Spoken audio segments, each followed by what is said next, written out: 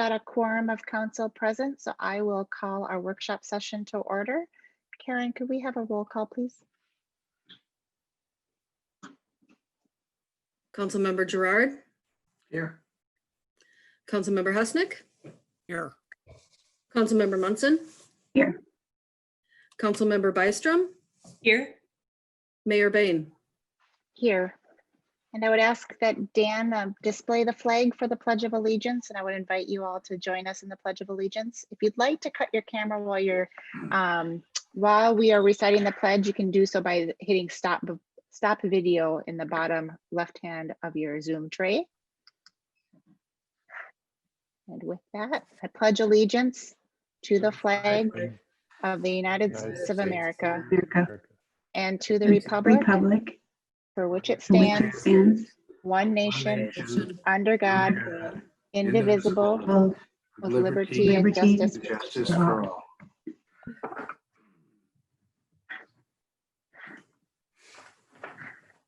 Just a couple of logistics for this evening. We are in workshop format this evening, so we will be more informal in our approach.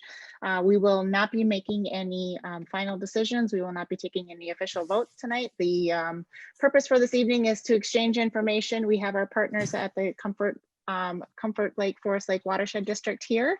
And our goal is to have information exchange and just council education. And so I would invite everyone to treat this as interactively as possible. Let's try to mimic as if we were sitting across the table from each other. I wish we were in that format tonight. So let's try to facilitate as best we can the dialogue despite the remote meeting logistics for this evening. We do have a council workshop agenda before us. Our first item on the agenda is our open forum. And Karen, did we have any submissions for open forum this evening? I do not have anything to read tonight.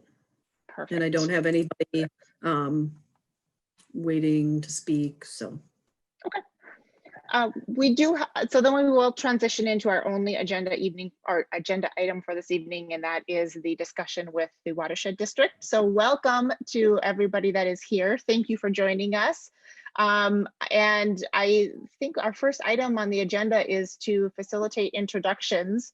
And I would invite somebody from the Watershed District to introduce the watershed members that are here, and then we can do council introductions after that. If that works? Mm-hmm. Sure, I can help and I can kind of call. Sometimes it's hard when you're not going around the table. So yeah, let's start with our board president, John Spence. I'm John Spence, current board president, and I've been with the Watershed District since 2006. Jackie Anderson. Hi, I'm currently the vice president, and I've been with the watershed since the beginning of time. When is the beginning of the Watershed District? It was 1999 was the official start, but Okay. there were 7 years building up to that actual part. Yeah, at that point, we did spend about 2.5 years working with the Forest Lake WMO. Okay. That was a requirement before we split off into the district format. And you've been there since the beginning? Since the beginning, and That's that fabulous. goes, like I said, back to about 1992 when the water issues started to bubble up. Right. Pardon my. Yep. Very good. Okay, Steve Schmaltz.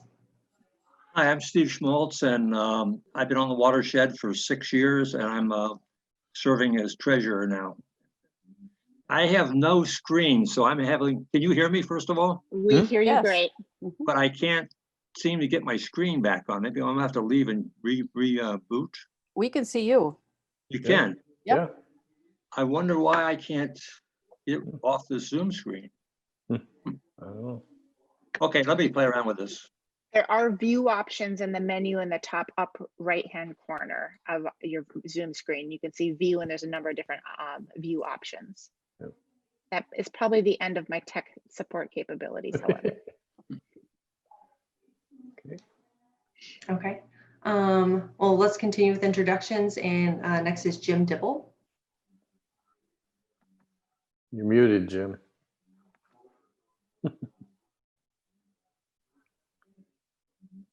Sorry about that. Jim Dibble, I've been on the Watershed District since November of last year, so I'm new at this. And I'm also on Forest Lake Association board member also. And I don't see our fifth council or board member, Jen Oaknick, on the call. She might not have been able to make it tonight, but she is our fifth and final board member. Okay. And Mike? Oh yeah, should we do our staff too, or do you want to do council and then we'll get staff Nope, yes, afterwards? please. Let's pick up staff next. Okay, Mike. Yep. Good evening, everyone. Mike Kinney, District Administrator. I've been with the district now, I guess 6.5, 7 years, early 2014. And I'm Emily Hines, Watershed Technician. I've been with the district since December 2014. And then we've got our engineer, Megan Funky.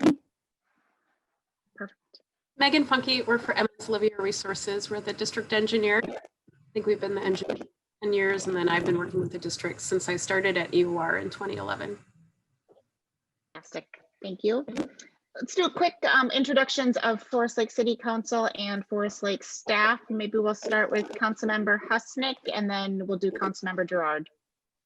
Okay, Sam Husnick, Forest Lake City Council. This is my 4th year with Forest Lake City Council, and I was the previous liaison for the Watershed District. So, Councilmember Gerard, and then we'll do Councilmember Byström. Paul Gerard, City Council, appointed a year and a half ago, and I am the current liaison to the Watershed, trying to follow in Sam's footsteps here, and it's good to see you all tonight. Good to see you. Nice to see you. Councilmember Byström, and then Councilmember Munson. I am Kathy Byström, and I am quickly finishing up the 2nd year of my 1st term, and excited to learn more tonight. Fantastic. Councilmember Munson. Hi, everyone. Kelly Munson, City Council, and I, like Councilmember Byström, finishing up the 2nd year of 1st term. And I'll do a quick introduction. Mara Bain, Mayor of Forest Lake. I am finishing up my 2nd year of my 1st term as mayor and was on City Council for 2 years prior to that. And then I'll just do a quick introduction of Forest Lake staff that we have in attendance. We have our City Administrator, Patrick Casey. We have Public Works, Dave Adams. We have our Deputy Clerk. We have Karen DeRoff, and I am missing, we have our Chief of Police, Rick Peterson. I think that, did I miss anybody from a staff perspective? Oh, and our Assistant Administrator, Dan Undum. All right, with that, I know we've got a planned, there is a planned deck, and I'll turn it over to, however, Emily, are you leading us through this, or however you want to walk through the planned discussion items? Take us away. Okay, yeah, that's kind of worked in the past. I can share my screen, and it looks like I've got the capability, so I will do that, and I'll display the slides that went out. I think we can skip past. We had just kind of in our typical board meeting slide deck, always those introductory slides, but I think everyone knows about Zoom functions by now for the most part, and so raising hands and things like that. So I'll skip past that. We did the introductions. So yes, thank you for having us here. We just wanted to go over, so Comfort Lake Forest Lake Watershed District is in the process of updating our 10-year watershed management plan right now. And so as one of our key partners, the City of Forest Lake, we'd like to know sort of what types of priorities the city would like to see in our next 10-year plan, and also as part of that, understanding common goals and objectives and identifying opportunities for collaboration and partnership, all kind of ties together. And so I'll kind of try to give a little introduction to each topic as we go, and I'll give a sort of a timeline update on our plan, and then I will turn it over to the council and board to really take away most of the discussion. I'll just try to get the conversation introduced. So here's just sort of a timeline. We started back in 2019, which is pretty early for updating our plan because we wanted to do a lot of processes like this. We did some public input for the most part in 2019. And then this year, so far in the spring and summer 2020, we've had some workshops and inviting partners and doing some small groups, and then meeting with our city partners is really a big step that we're doing. And so kind of overlapping now with the plan drafting portion. And then we had originally planned, we're kind of shooting high to publish the draft plan for the initial 60-day review in November. As we're kind of getting more input and putting more into the plan and maybe broadening the scope of what we're looking at a little bit more, we're thinking we're going to push this back out a couple of months, probably early 2021. So the city will be part of that official review as well, but sort of this informal discussions beforehand to tell us how to draft it in the first place is very helpful. And then it needs to be reviewed by kind of our overseeing body, the Board of Water and Soil Resources, and then we'll aim to finalize next summer, and it doesn't expire until about a year from now. So we're about a year out from the official expiration. So just to kind of get us geographically located, we've got the Watershed District boundaries here. It's kind of that funny shape because, as I'm sure a lot of you know, it's based on the hydrologic boundaries and the way water flows. And that's, so you get a lot of kind of strange overlap with counties and cities and all that. And so the part that we're focused on tonight is, of course, Forest Lake, the bottom left. And so that's that red area. And you'll notice, so kind of the big lake there, obviously Forest Lake, and then Shields Lake to the south, Lake Keewatin to the southeast. And kind of interesting to note is pretty much in that overlapping red area, everything west of Forest Lake, for the most part, actually flows to Comfort Lake through the Sunrise River. So we think about Forest Lake a lot, but a lot of the runoff from the city goes to Comfort Lake. And so kind of as part of this plan update, we really wanted to look at what have we accomplished in the last 10 years and where are we going? And we made a lot of progress in the last 10 years to get our lakes to the goals. And so some of them, it's getting to them to the state standards, and some it's even beyond state standards, getting them off the impaired water bodies list. And so as of this year, 5 of our lakes are meeting their 2030 goals. And so they're 10 years ahead of schedule. We've got another 2 lakes that are on track to meet their goals very soon. Shields Lake probably looks familiar. We actually just this week are doing the second round of alum treatment on Shields Lake. And that's going to be a big thing to bring Shields Lake to that clear water state and meeting its long-term goals. And then 3 lakes in our watershed district need a little bit more work, Birch School and Little Comfort Lake. And those are kind of going to be next in line. And so there's going to be a lot of info on the slides that we display, and we don't have to get through every single number right now. A lot of it's going to be for kind of reference later on and sort of preparation in advance. So I don't want to beat everyone over the head with numbers too much, but basically the next 2 slides are to say that there are the state standards, which, you know, the Pollution Control Agency has the impaired water bodies list. Shields Lake is one of the lakes on that list. And so how far are we to getting our lakes at least just to the state standards? That's kind of step 1. And we're about 75% of the way there if you kind of look at a cumulative phosphorus load overall. And then when you look at our district goals, which is even bringing them beyond state standards, even better than state standards, we aren't quite as far because there's, you know, that much more to go. We're about 68% or 2/3 or so of the way to get there. Emily, this is Jackie. If you could just tell the council how important phosphorus is and why the focus is on phosphorus or was on phosphorus. Yes, thank you. So phosphorus is one of the sort of limiting factors when it comes to algae growth in Minnesota lakes. That's when you look at all the different inputs that go into lakes, one of the things that really drives the algae growth and making the lakes green is phosphorus input. And that can be carried in dissolved in the water that's inputting, or by sediments that are coming in. And so kind of that rule of thumb that people always throw around is about 500 pounds of algae growth for every pound of phosphorus. And that's kind of the potential that we're looking at. So when we're talking about, you know, starting point, we need to reduce 5,500 pounds of phosphorus. That's a lot of potential algae growth. Thank you, Jackie. That's a good point. And so here's just, you know, throwing a lot of numbers around, but sort of the visual really helps to say how close are we to getting to the goals. Definitely over halfway, but there's still some left to go before we get those lakes to where we want them to be in the first place. And then from there, it's protecting them and keeping them there. So Forest Lake specifically, that's obviously a big concern for the city. That goal, that lake, excuse me, it's currently meeting state water quality standards, so it's not impaired, but it's still not quite to that 2040 goal that we want to get to. So our original plan had it reaching this 30 phosphorus concentration of 30 parts per billion. And we're still not quite there yet, but we have several projects in line, and we think we're going to be able to get there within the next 5 to 10 years.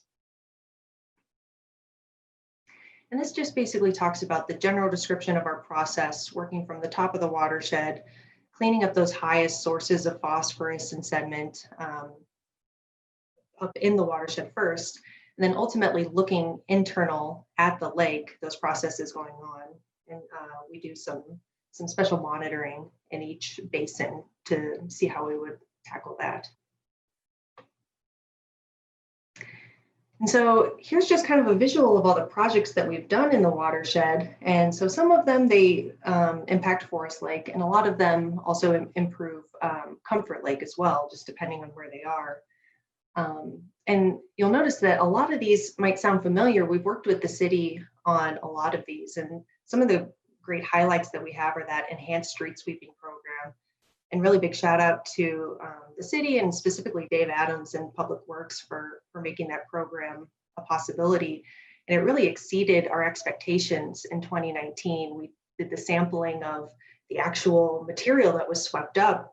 And overall, we think that the phosphorus reduction achieved by that program is probably about double what we're seeing here, that 150. It's probably more in the range of 300 pounds, because the city was able to do even more sweeps than we had originally thought. And the estimates were kind of on the conservative side. And so it's even better than we had thought it would be. That's great. Yeah, so a lot of good examples of coordination, and that really makes a big difference. Then kind of looking into the future, you know, continuing that street sweeping program is going to be really big for protecting Forest Lake.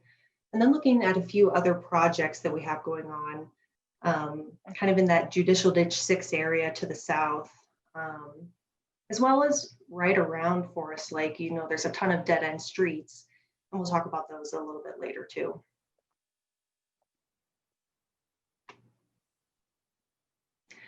So there's a lot of topics that we could talk about, and a lot of the slides have a lot of information.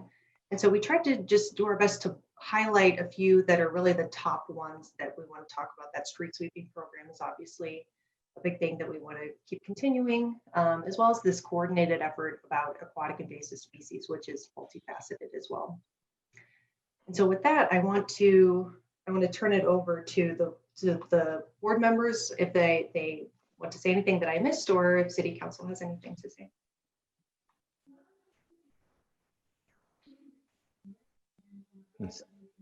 So I'm interested, go ahead, Jackie. Yeah, I just wanted to add, Emily did a really nice job of that overview, and she did mention how interactive the water is with the Comfort Lake Management District as well, but it's not just Big Comfort, it's also Little Comfort. And North Shore Trail exits into wetlands that eventually enter into Little Comfort.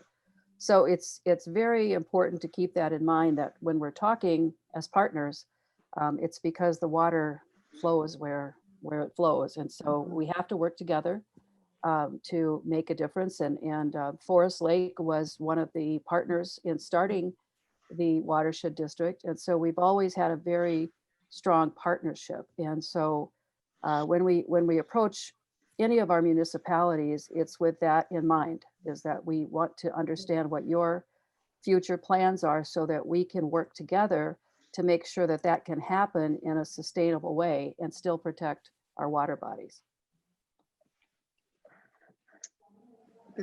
That's great. And we appreciate that approach and that history, and we share those same goals.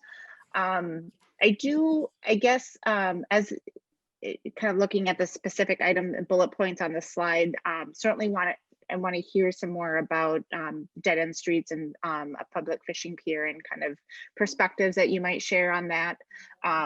But before we jump into that topic, as far as supporting current programming, enhanced street sweeping, is your wish that we continue at current levels? And it's great to hear that you're seeing better than anticipated success with that program. And so are we looking at ongoing maintenance of existing capacity, or is there a different wish that you would like us to take with that program? Mr. President, this is Mike. I'll perhaps answer that. So last year was this first year where we completed, as we stated, Dave and his team did all the sweeping and then collected the samples. Then we coordinated with the University of Minnesota. So the University of Minnesota and the Minnesota Pollution Control Agency are currently doing a study. So they have some grant dollars to evaluate the value of doing street sweeping as a whole for municipalities for water quality and as a credit program for MS4, for the MS4 program, which you're familiar with. And so as such, as it happens in the Watershed District here, we were ahead of the curve because we already completed the study to give a recommendation for the number of sweeps based off of different aspects and number of miles and tree cover, et cetera. So we had that already completed, and so we've been working with those the partners, University of Minnesota and PCA, and with that first year. So right now we're doing another set of sampling to help better understand, because we get a better idea as to what the value is. So then one thing that we haven't gone through completely is there, could we tweak it some more? Are some areas maybe would be a little bit beneficial to increase a couple times more a year, or and how would that possibly be facilitated? The other is then taking into consideration the reduced costs for other MS4 infrastructure, the material that's not going into sumps, not going into channels, not going into ponds, etc. So we would like to calculate that to just as an overall way to communicate to other municipalities and to other watershed districts how beneficial this is. So there's really some tweaking of it, but right now, I mean, we're very, very pleased with the current results. I mean, I'm not going to say we need to do anything one way or suggest it, but I think that we would like to look at the data again at the end of this year, and then is there something that we could do? So we also, given those results, we were able to leverage then. We worked with the city of Wyoming to complete a grant application with them, which they submitted for their own sweeper. So, is there, if they were successful in that application, is there a way to perhaps work with the city to look at some of the drainage area that goes into the Sunrise River in the commercial area? But that's down the road. We got to first get the grant and things like that. But so there's nothing that says that we want to make any big changes right now. We're very pleased with what we're seeing. So that's great to hear. So kind of just walking down the items on the slide, we have had a number of conversations with the Forest Lake Association related to increased funding request on their part. And one of the goals of that increased funding is for aquatic invasive species. And it's really kind of spurred this conversation around clarification of roles of how much of that work are you as the watershed district able to do? And then I think that's a kind of a foundational question of how does that fit into your mission? How does that fit into your overall programming? And then second, a second follow-up question to that is how do we as a partner support those efforts and also support the efforts, I guess all of us work collaboratively with the Lake Association on their efforts. And so I think maybe just some foundational understanding of how the AIS issue in particular fits within your overall mission and framework would be just helpful. And then we can talk further about some of the specific requests that have come up.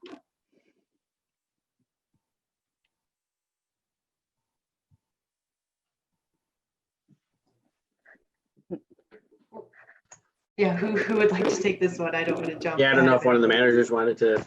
I can talk about this. I think the important thing is that one of the most important things to have partnerships when we go, grants are extremely important in funding a lot of our projects. So it's important that the city, the Lake Association, the Watershed District all work together to apply for grants. Because the more people that are working together, the better chance you have of winning grants.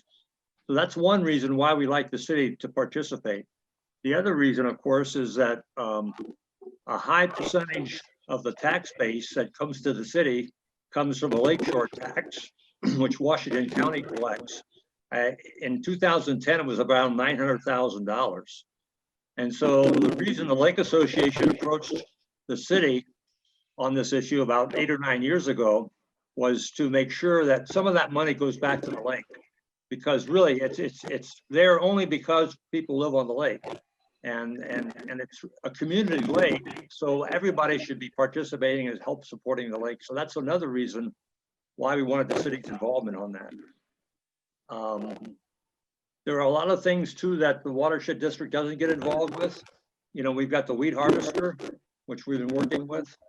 We've got, in this case of curly leaf pondweed is a major AIS that we treat as a watershed, because that does affect water clarity, because the curly leaf pondweed dries off and dies off in July, and that provides a lot of dead material to support the algae blooms when the water temperature gets up there. So by eliminating curly leaf pondweed early in the season, you eliminate all that feeder stock that comes in and supports the algae growth later in the summer. Now, Eurasian water milfoil is not treated by the watershed, and so the Lake Association has to handle that one on their own. And that's where we really need support from the city, because that could continue to grow and get larger and larger each year unless we can find a way to control it. So it's a combination of factors here, but the most important thing is that we all work together and everybody have a little action in the game, so we can continue to win a lot of grant money to support our efforts. Does that help, Mara, a little bit? It does help. And if I could expand on that just a little further, the delineation that you provide in that explanation, is that a board decision that's controlled locally? Is that set based off of statute and what the authority that's granted to you by state statute? Help me understand kind of the source of those limitations. I appreciate that they exist. I'm just trying to understand source. Well, the DNR requires, before you treat any water body with chemicals, the DNR has final say and control over how much you can do. And so you have to go out and map the areas you want to treat. And there is a limitation of what % of the lake can be treated each year. So that's one reason why we have those. We have a professional scientist that comes out and does those surveys for us. And then he follows up with a follow-up survey to see how effective it was also, so we know that. So that's all controlled by the DNR and by regulations. And the types of species, the delineation of what you're able to do, for example, with curly leaf versus what you're able to do with some of the milfoil, for example, is that delineation, is that because of a state limitation, or is that a policy decision at the Lake Association or at the Watershed District? It's a policy decision, I believe, Mike, isn't it? The DNR controls that decision.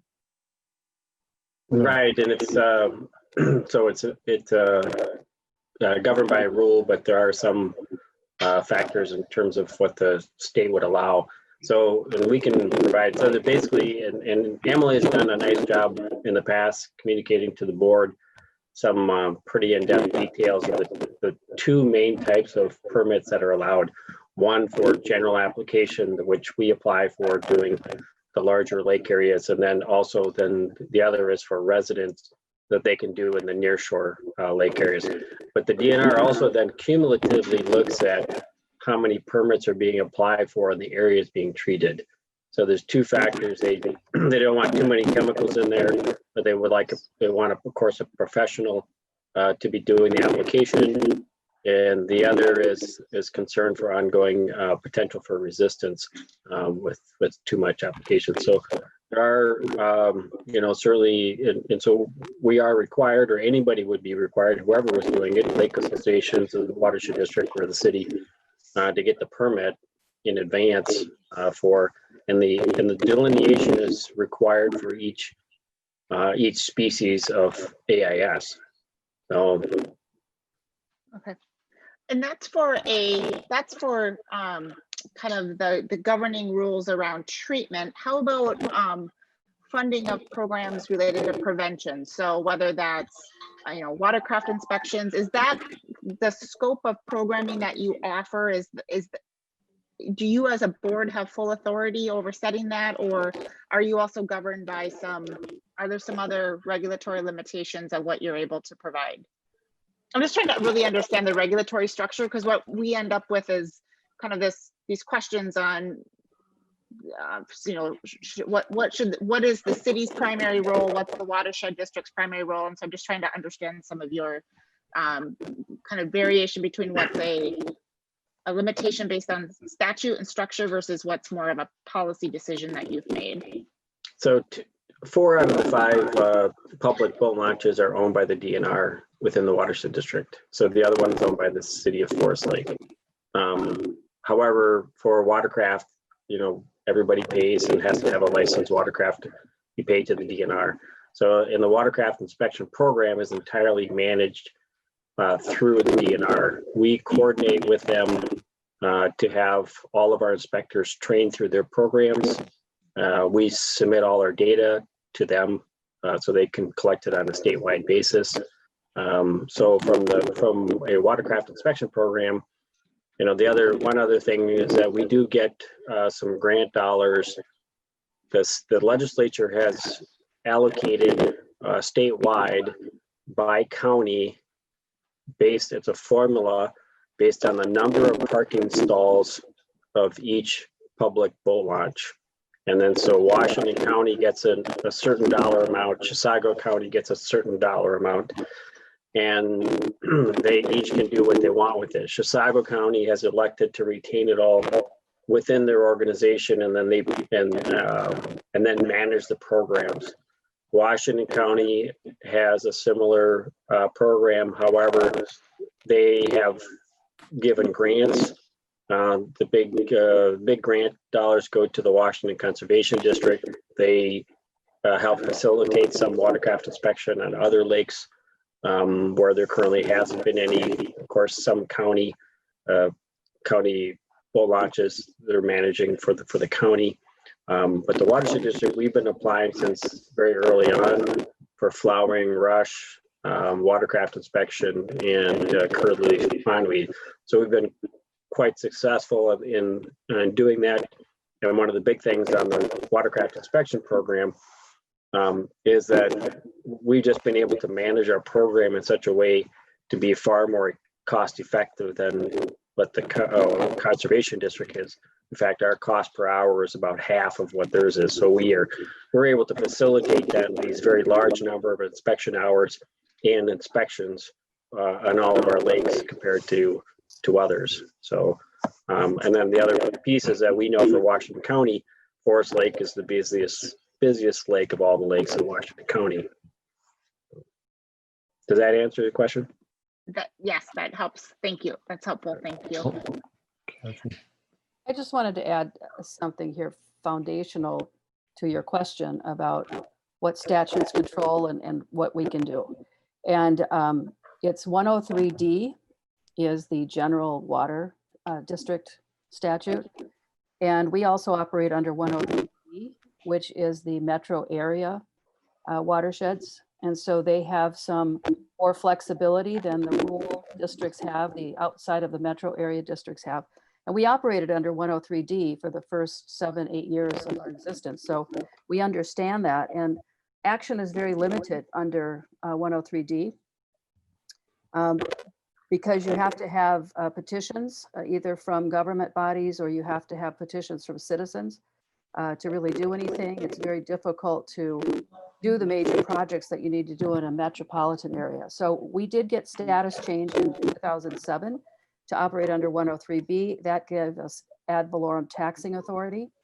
And so that's what we've been operating under to bring in the revenue that we need to do these big projects that we've been talking about. The other thing that is foundational for all watershed districts, 103D or 103B, is that we have to operate with science. It's mandated that we have a civil engineer on duty, as these are public projects. And so we have to be guided by the science of what the water is telling us, you know, the dynamics of all of that. And then beyond that, obviously the local district management board has discretion to set priorities within those parameters. And our priority for the last 10, 15 years has been to reduce this phosphorus.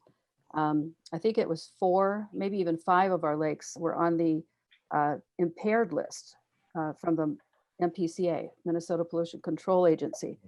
So that was a big priority. We wanted to get these lakes cleaned up and we wanted to get them off of that impaired waters list. And you have to have 10 years of data in order for them to, of good data, saying that the lake is cleaned up, it's stabilized, to get that taken off of that list. And so that's been our priority. The recreational value of lakes is also a tenet of all of the water agencies, including watershed districts. And Eurasian milfoil kind of falls into that because, again, as Steve said, it's not a phosphorus contributor. It typically, there has to be more nitrogen in the sediment in order for Eurasian milfoil to thrive.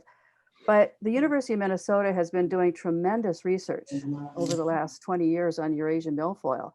And it's just very exciting now. What they're finding is that milfoil, when it comes into a lake, adapts itself to that lake. You know, it's almost becoming a hybrid, you know, for the area that it's in. And so the treatments are different, where we've been doing the same treatment over and over again and not seeing the results in all the lakes around Minnesota. What they're finding now is that you have to understand the genome of that plant, and then you can target the chemical for that particular variety. So that's just very new, but science, like I said, is at the core of everything that we do. And once we get our lakes stabilized, the board has the discretion to say, okay, we're going to focus on Eurasian milfoil because it's still a problem. But we're going to do it in a much more targeted way than has been done in the past, because this new science that the U of M is coming up with is very exciting. And if it works, then of course we have a better chance of controlling Eurasian milfoil. But before that, this is where we can really partner with our cities. We have to educate. Public education is the key to behavior change. And Eurasian milfoil is spread primarily by boats coming into the lake, fishing tackle that maybe was on an affected lake and is being brought into a lake that doesn't have it yet. And that's the primary thing. You know, there's probably some that comes, you know, through waterfowl and so on, but the majority of it is through transfer from human activity. So we have got to work together to make sure that we are educating everybody in the interim. That's incredibly helpful and thorough. Thank you. Councilmember Byström. I hear you talk a lot about partnerships and the importance of partnerships in sustainability and grant writing and other things. What in your opinion is the characteristic of an effective partnership with a municipality like the city of Forest Lake? What are we doing well? What aren't we doing that we need to do better? If you could define partnership for me, I'd greatly appreciate it. I think one of the things, this is Steve Schmaltz again, is that we share information and we try to work together as closely as possible. For example, we cannot do a project on private land. We have to have either public land or have a homeowner or a property owner cooperate with us. So that's why dead end streets, where you own the dead end streets, I think we have quite a few lots on the lake. We could do projects on those locations, for example, without, fairly quickly, because it's just a matter of working together. That would be one example. The other thing would be, for example, having advance notice of when you're going to do capital projects. If we know 2 years in advance that you're going to repair this street, then we can look for projects in that area while you're disrupting the ground to take advantage of that situation and put in extra projects. We can't see the culvert laid on the street and respond that quickly to a project. So we need to have advance notice. And that's one of the things we want to talk about here. The other thing is that we have a lot of modeling that we can do. We know where all the culverts are, but we don't know what the culvert sizings are, the differences in heights with one end versus the other. The city really should have that information for their MS4 program. And if you have it, we need to have that information so we can run better modeling studies on how water flows, where it flows, and what the risks are. So that's another thing we need from you that we've been asking for a number of years, and we'd like to get that information if we could. That's later in the agenda here as one of the high marked areas. We have to get off this first slide, otherwise we're not going to get through this. But, so I'm kind of jumping ahead here to some of the high points just so we get them in. So we don't have curfew till 11 p.m. We're tucked in for a late night. So those are a couple things we'll talk about in more depth as we get into this whole thing and why it's important. But those are a couple things that are high on our list for this round. Okay. Yeah, I welcome the conversation on certainly dead end streets, fishing, the public fishing pier, and you help us work that into, and also just definition of partnership and some of the greater collaboration on the projects on when do you want us to get into more of that meat? Because I think you have a council that's also that's high on our list as well. So, and working together on the downtown project is a good cooperation program that you want to do on Broadway Avenue, for example. That's going to be a big program, and we each have our information and knowledge to bring to the party, and by working together, we'll come out with a much better result and a more economical result for the taxpayer also.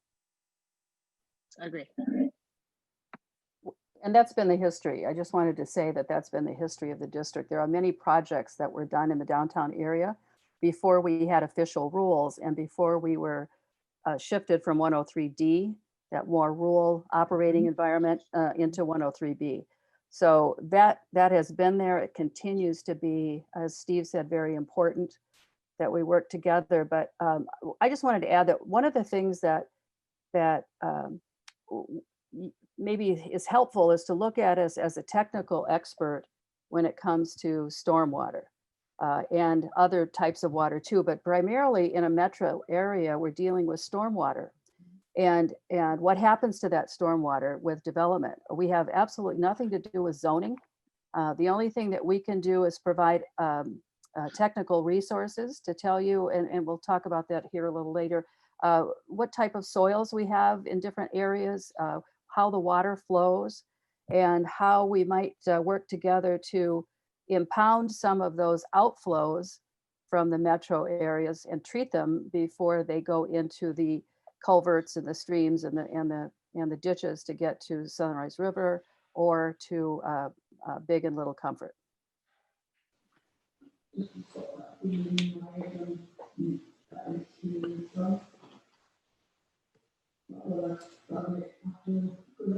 So Emily, so I guess a good moment here to pause. Any other council members, board members, additional thoughts? I would like us to come back to this question around dead end streets, and I'm interested in hearing more about how we could be how we could broaden our collaboration. As you know, this has been as I think you know, this has been a topic for us on the use and and we get questions from residents frequently on why are those right-of-way spaces important and what function do they serve? And I think we're going to hear from you you have some thoughts on that matter. And so I don't know if this is the time to talk about that, if you'd like to work that in further into the deck. And Emily, I'll take your lead on where this best fits. Emily, I can take that if you want. This is Jim Dibble. Okay. The dead end streets that flow into the lakes, into the lake. Looking at doing plant programs. So there's a barrier there before they get to the lake. And then also making it more better looking to the public, having wildflowers and the rain garden would be real nice to do at the dead end streets, especially like downtown, like for instance on 4th Street, right downtown there. That would be the best spot for what I would think for the fishing pier, because there's a lot of parking on that street, and that dead end street right there has a very ugly looking area. So that we'd be able to clean that up, put in the fishing pier, and there's actually money from the Hallberg grant fund that would be able to help that. The Forest Lake Association questions its members about what they wanted to do with that Hallberg money, and that fishing pier was very popular. So it would be nice if the city council would kind of look at dead end right there and see if that would be a nice spot for it, and maybe everybody could work together to, be able to have that happen. So we just draw a couple of connections here. We did have this topic come up in a workshop recently with the Forest Lake Association. And I think that from a city's perspective, there's broad appetite in exploring that type of an amenity. I think and council members, please chime in if you have other perspectives. I think our concern was alignment on timing and expectations of that timing. Knowing that we have could be a fairly extensive permitting process to greenlight that project. And just expectations, our thought was that we should all be mutually dedicating project work time in 2021 to study, research grants, go after grants, kind of evaluate what that permitting process looks like, so that we would be targeting an actual project in 2022. We felt that to try to have that all done and funded in 2021 was probably more aggressive than what we were comfortable with, just again recognizing there's different entities involved in perhaps a fairly extensive some regulatory hurdles, as well as funding hurdles, recognizing there's probably some appetite or some ability to apply for grants, and we wanted to give enough timeline to explore all of those options. As it relates to I guess let's maybe pause there as it relates to the fishing pier. Council members, anything else you would add to that, or I guess maybe also board members, any further thoughts specific to the fishing pier we should talk about at this time? And I'm not seeing everybody on screen, so please jump in if you're raising your hand. All right, I'm not hearing anything. I guess from a kind of identifying next steps, do we agree that we should just be mutually working together and putting some staff time on calendar for early 2021 to outline what does this look like? Maybe that happens yet in 2020, but I think the goal would be to have a working plan identified of kind of roles, timeline, responsibilities outlined for 2021, so that we're mutually working on that together. And that would us being Watershed District, the Lake Association, and the city. Excellent. Also just to make sure I'm covering bases of all interested parties, there was some initial conversation about a fishing pier occurring at Lakeside Memorial Park. And while an option, there is some considerations from our Parks, Lakes, and Trails Commission to take into account. Might also lend itself nicely to this 4th Avenue location that you mentioned. And I think just the aligning on where is also going to be an important initial to do, end of 2020 and beginning part of 2021.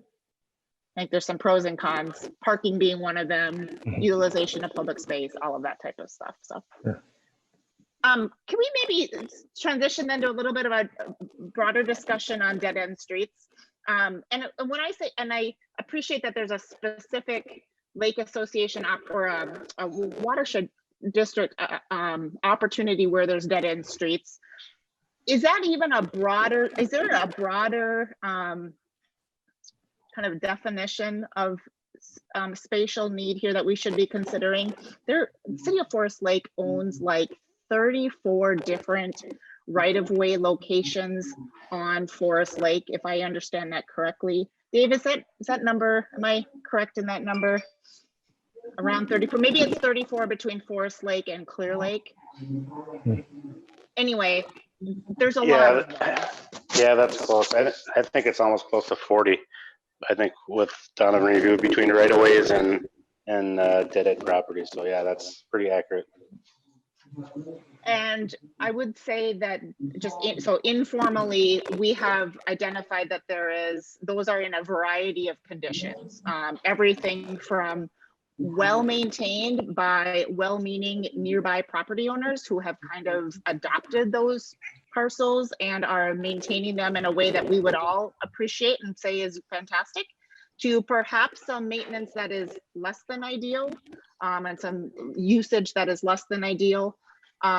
Also to some of those spaces is just wide open wild space and nobody would even know that it was owned by the City of Forest Lake. It just looks like open wild lakeshore.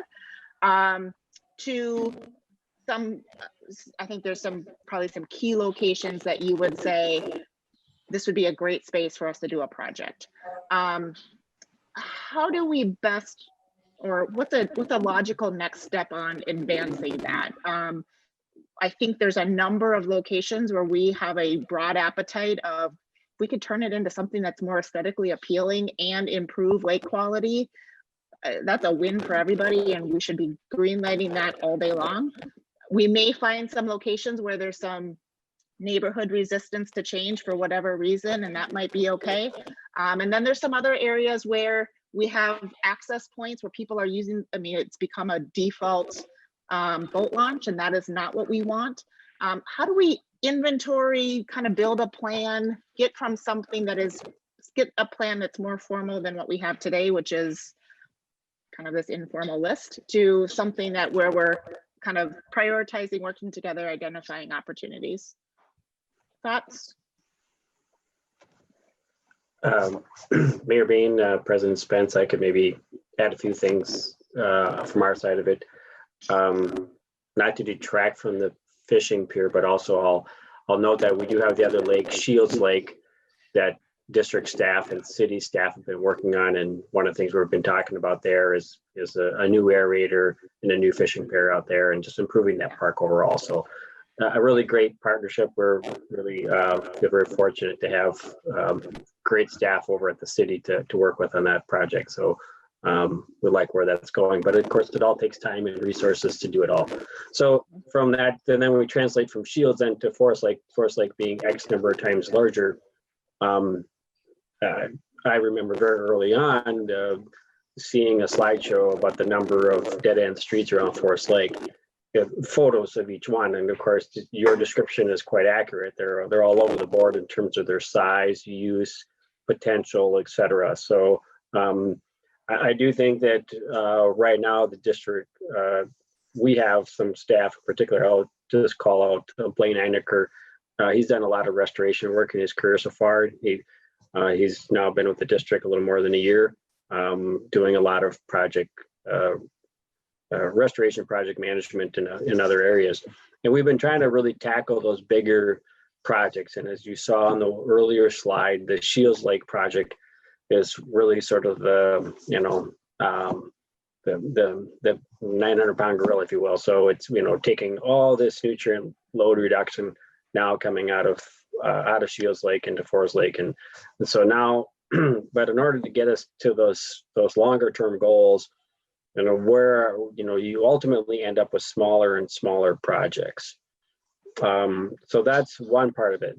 But the other, now that we start looking at, I think from the district standpoint, we're talking about operation and maintenance. And I know that the city has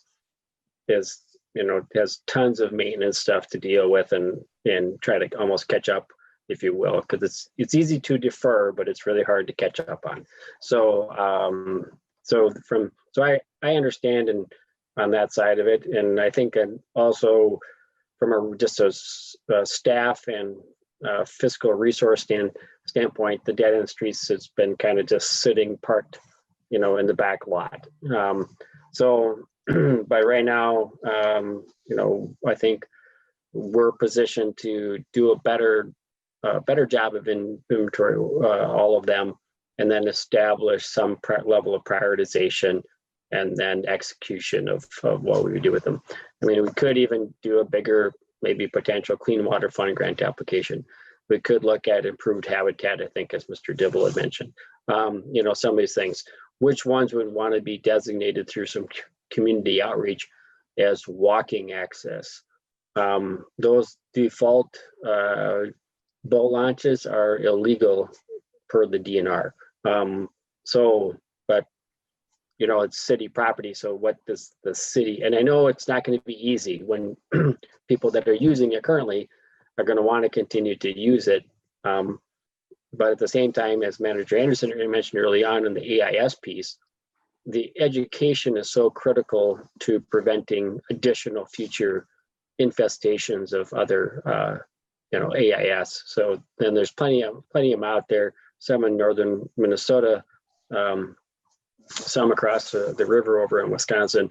And so we're trying to do our part in terms of educating, but also just recognizing that anytime there's a pathway that's unregulated, that's an enhanced method for introduction. So I think that would be the first piece. It would be to really inventory and then start a discussion about which ones would be best suited for what purpose. Some of them are going to have the potential for water quality. Some of them are going to be then maybe just more like an access piece.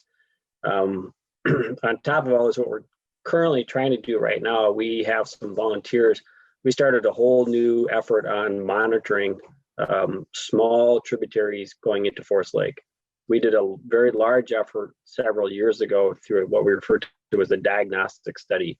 So that was a very large effort to go through one of the major drainage areas into Forest Lake. We took about the top 15 out of roughly 30 areas that were draining in. But now we're trying to go after these little ones to see which ones are contributing, something from outside draining into Forest Lake. Some of those paths are through some of these dead end street areas because they're a natural area. It's a natural location to put a swale or a little conveyance so it drains to the lake because it's not used, so it's so we're trying to help facilitate a better understanding of what prioritization they might be. We think they're very important around the lake. Some of them could be good demonstration sites There are locations where there's a growing body of evidence that when you have emergent like bulrush or bulrush rather, and other things coming that are emergent plants near the shoreline, that they act like thermal collectors, and they warm up in the wintertime, even when there's ice. They soften the ice, and you don't have the big ice heaves in those locations. So, getting people used to the idea that, gee whiz, maybe some plants near the shore are okay. Sure, have your path out for your boats and things, but some of these other areas would really benefit from having some. It's again just sort of a cost-effective piece too. It improves the ecology. So there's a lot here when it comes to the dead-end streets, but as mentioned by Manager Schmaltz, the fact that the city owns them is the big first part of it. I mean, that's our biggest challenge often is finding a partner, private or public, to do a project on. Well, thank you, Mike. I was going to jump in and say something not as detailed as that, but similar to that, is that I'm hearing that there might be this isn't the evening for voting, of course, but there might be an interest in the city in partnering with the district to do that. And by partnering, I mean giving the okay, saying, yes, we want you to inventory our access, dead-end street accesses to Forest Lake. And so that gives us the information that we need to move forward and to do this. And obviously it would involve your engineer and our engineer and Mike and the staff and so on. So that's an important first step, is just saying, yes, we're interested. I guess I'll ask for a broader perspective. Ryan, welcome. Everyone, Ryan Goodman, city engineer. Just want to pipe in on the dead end streets here. So, there's a lot of history here. We're not starting from scratch. Back in 2016, 11 specific spots were analyzed and reviewed. 7 were proposed by Comfort Lake, 4 additional by the city. Even to the point, some preliminary plans were put together, phosphorus calculations, and number of field walks and stuff like that. These were all smaller projects. Obviously, if you just went with the grant solicitation application for 1 or 2 of these, you're probably not going to score well. If you can package in something larger with the downtown stormwater study that we're doing, or if you just do one every so many years out of pockets, we have a lot of information that has been completed on the south end of Lake One. City shared all their infrastructure files there, and there's some areas that were very valuable, and some smaller projects that might not score well in a grant, but it's one step closer in the direction everyone wants to go. But when you can package it into something that's being done regional, such as the diagnostic studies or the downtown stormwater study, I think that's where we can tab on some of these other smaller projects that have already had all the work and engineering done. We just piggyback the bigger grants. So some of the council members that weren't around in 2016, there was 11 sites that were pretty well vented on the south side of Lake One. So like I said, we would not be starting from scratch, and have a lot of valuable data already that can be used in other stuff that's going on in progress right now. That's right. Ryan, can you give some perspective on, and I'm just trying to understand history, if that work stopped, why did it stop, and how do we, and your perspectives on next steps? As we're talking, I pulled up all my old emails. Mike, Dave, and I were the only ones that were around. Yeah, there you go. That's what happens in institutional employee transitions. Yep. But there wasn't a critical blockage. It was just we just need to pick up this ball and keep moving it down the field. Is that what I'm hearing? Like I also mentioned before, these are smaller projects that are not going to score in these very competitive grants. Thus, we chased bigger stuff. The Watershed then did the water reuse project down at the Forest Hills Golf Course, which is a significant improvement to drainage and the whole Shields Lake thing. So you got to shift where you're going to get the money, unless you got some free money coming. Just quick notes. You talk about the Hallberg money. You got one group talking about a pier, this group talking about the pier. You guys all just need to get together and look at the recreation outdoor grant that's offered every year by the DNR that's willing to pay up to $250,000 for a fishing pier. So get all of us together in an application, and I don't know how you don't win that. Mhm. Good. That's helpful. Thank you, Ryan. I guess on this topic of, so what I'm hearing on next steps is really to revisit the surveys that were done previously and some of the prioritization work that Ryan outlined that it has been done previously, to pick that up, reevaluate what's left and needed from an inventory perspective, and come back with some recommendations. And I appreciate that the Watershed District is going to be looking at this from a water quality standpoint and evaluating accordingly. That also is our goal. I would layer into that also, I think we have locations that are an easier sell from a resident's perspective, and we will have greater support. There may be other locations that for a host of existing use reasons might not be the one to tackle and the one to prioritize. And so I would just add that that would be a lens that the city would be looking to apply, would be feedback and participation. We would want to look for those projects that have active neighborhood support. And I think we'll have that in many areas. We may have some that are challenging. It just might not be worth a fight if we've got other areas we can tackle.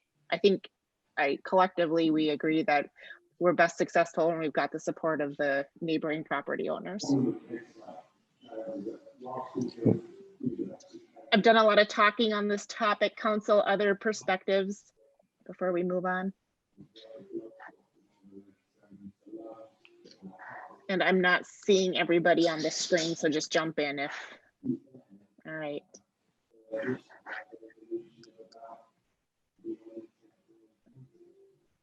Emily, let's turn it back to your slide deck and keep us moving. Before we do that, this is John Spence. I just wanted to catch one point before we leave the lakes topic. So Emily talked about our goals for phosphorus reduction. And I think one of the questions that comes up is, where do these goals come from? We know one of them is the state standard, but the Watershed District early on in its history picked a more stringent standard to shoot for at the time. So the state standard is 40 micrograms per liter. We're shooting for right now for a 2040 goal in our major lakes, deep lakes, of 30. But the question comes is, well, where does that goal come from? Is it arbitrary? Can you reach it? Does it make sense? And what we've done recently is we've started deep core sampling the lakes to find out, before development started in these areas, what were the capabilities of these lakes? Where were they at from a science perspective? So we are going to, it was on one of the slides, but we didn't really talk about it. We are going to conduct core samples on all 3 basins of Forest Lake. And the reason we're doing that is to make sure that the standard we're targeting is actually a reasonable, economically reasonable standard. If 30 is impossible to reach, then it wouldn't make sense for us to try to achieve that goal. So just to reassure the council and the taxpaying public around the Forest Lake, we are trying to use science to set standards that make sense and to go after the standards that are achievable and are reasonable and look like pre-development stage. So it's all there. I think the information's there, but sometimes we miss focusing on that we talk about science, but we are actually using science to also drive some of our policies. So. That's helpful context. Thank you. Mm-hmm. Yeah, thanks everyone. Okay, let's move on to stormwater management. And a lot of this all of these issues that we're going to cover tonight are very interconnected. And especially stormwater management, because one of the big reasons that we care about it is because it negatively impacts the lakes that we love so much. And so some of these will be related, but just a few of the top issues surrounding stormwater management that our board and our district is wanting to talk about is kind of that data sharing of the culvert, invert mapping of both elevation, sizes, locations, and things like that. And the city capital improvement plan coordinating on that front. And also kind of like Manager Anderson said, sort of looking to the district as a technical partner. And that's great that we're doing that with the downtown district joint study. And we've been updating our hydrologic and hydraulic model.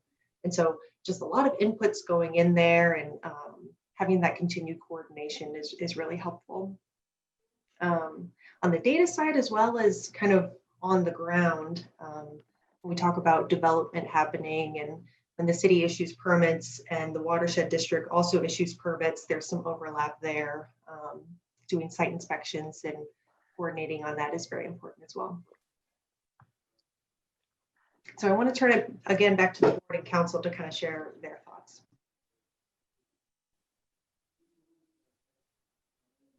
I guess I'll start with a couple of perspectives.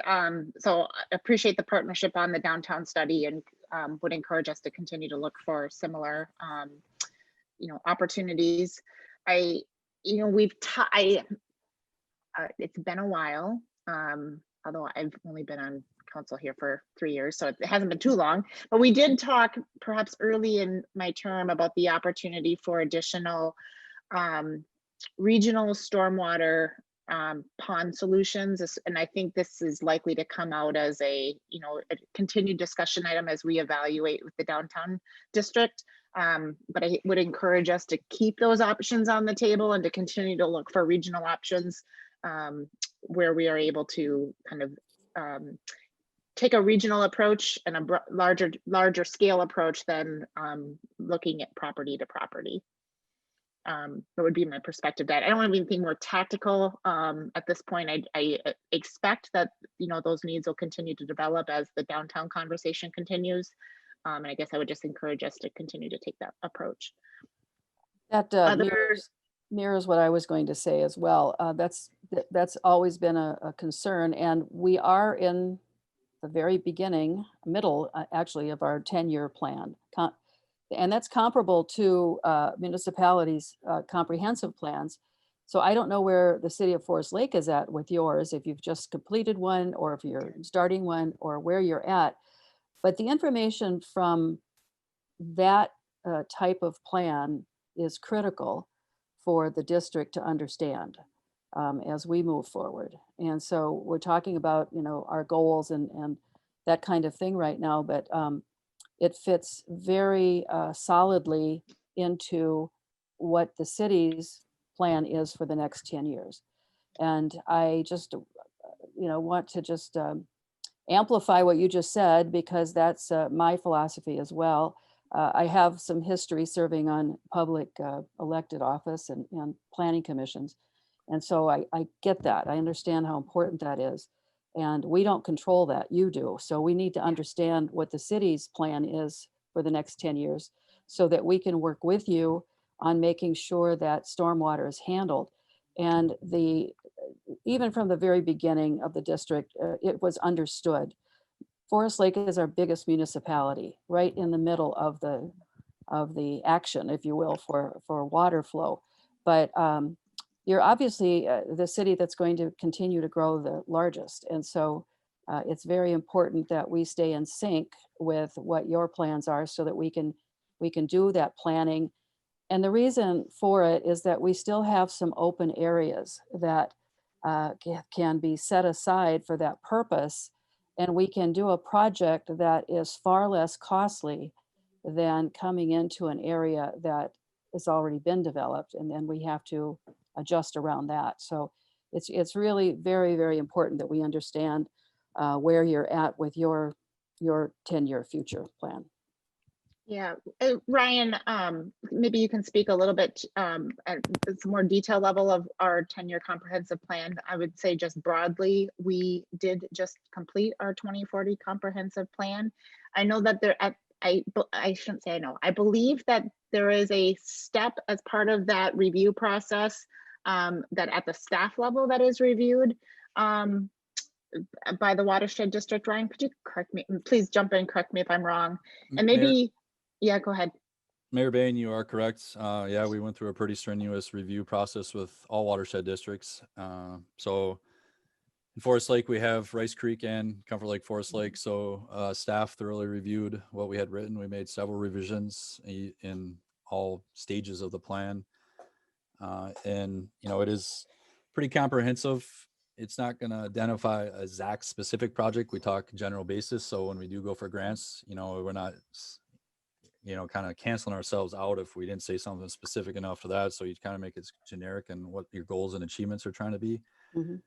We do recognize, you know, with the culvert inventory mapping, especially out on the east side of the city, where electronic data is just not available. We're not going to just go out there and survey to survey. So as, you know, part of our CIP comprehensive plan, as we go through project areas, we're now getting all that information that the city didn't have previously. You know, as electronic boom started taking off, everything that we do have to date has been shared, physical PDFs and electronic, whatever, all DWGs, shape files, all kinds of stuff. And then also I know the separate stormwater stuff that it's going on with the watershed, both in Scandia and Forest Lake. We've shared zoning maps and stuff like that. That's now in progress. Some of the other stuff that's Comfort Lake, Forest Lake's working on. So there's a lot of data that's been shared, and the comprehensive plan, you know, has way more information than I think people are even have time to digest.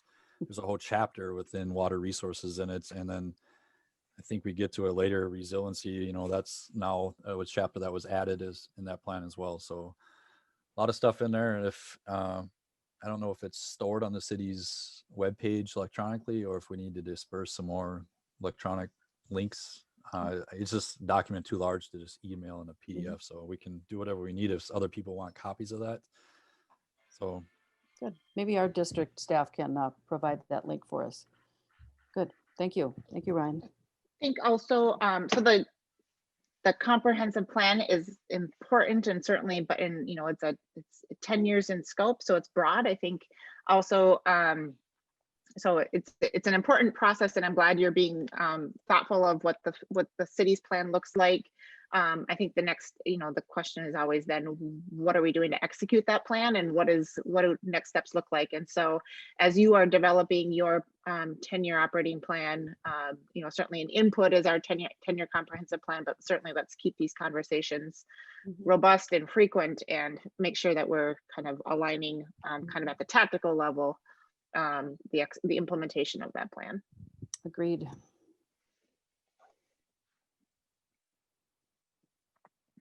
As it relates broadly to stormwater management, I'm just thinking, I'm just pausing here and looking at the slide and wondering if there's more kind of tactical conversations we should pick up at this point, or more details.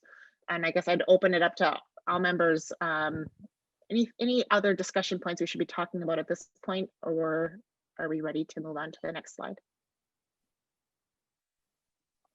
As Emily said, this is a broad one, so it goes a little all over the place.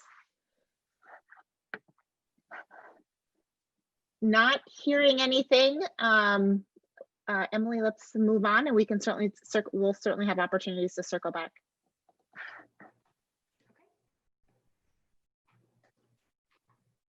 Okay, and so pretty good transition. Manager Anderson had mentioned the open spaces and kind of preserving those natural areas proactively rather than trying to fix them reactively, or implement other projects to make up for what was lost in those kind of wetland type areas. And so one of the big things that we're looking at, kind of a high priority issue, is this idea of a Greenway corridor of interconnected natural spaces that we protect. And they provide, you know, obviously habitat benefits for wildlife, as well as the water quality benefit, and just protecting those valuable areas. And kind of looking at how can that also, you know, balance protection with still some recreation, and balance that with like a parks and trails sort of plan. Yeah, I'll also leave it up to other people. Go ahead. Yeah, I was just going to say, and flood control. That's the last bullet point on here. So those natural spaces, and that's what I was alluding to, they have value in their current state, and we've got some opportunities to take advantage of that. And that's where I think the district can be very helpful in and providing that information if you don't already have it. But working together, certainly, as Ryan pointed out, there has been some past history of working together on projects like this, and we need to continue that in these other areas. But now is a critical time because obviously the corridor on 35 is going to continue to grow, and it's most likely going to be commercial on both sides, east and west. And so we need to look at those areas that we need to protect and provide this list of things that are on the slide here in front of us that we can use those resources, not all of them, of course, but what we need to protect, we will protect so that we can use them for all of these different ways. Take myself off of mute here. Maybe just a quick point of reference. When you say a geography lesson for myself, WJD 6 sub-watershed, what location are we are you talking about a specific location within the watershed district, or is that broadly all watershed district, the entire watershed district? It's very specific to a judicial ditch. JD stands for judicial ditch. Yep. And so it was, And where is that? It's just, well, Emily, don't you have a slide on that? Is this not displaying for people No. correctly? It doesn't look like. We're only seeing the red. Oh yeah, Okay, the that's what I underlying thought. map is I'm gone. not sure what's going on there. Hold on one moment.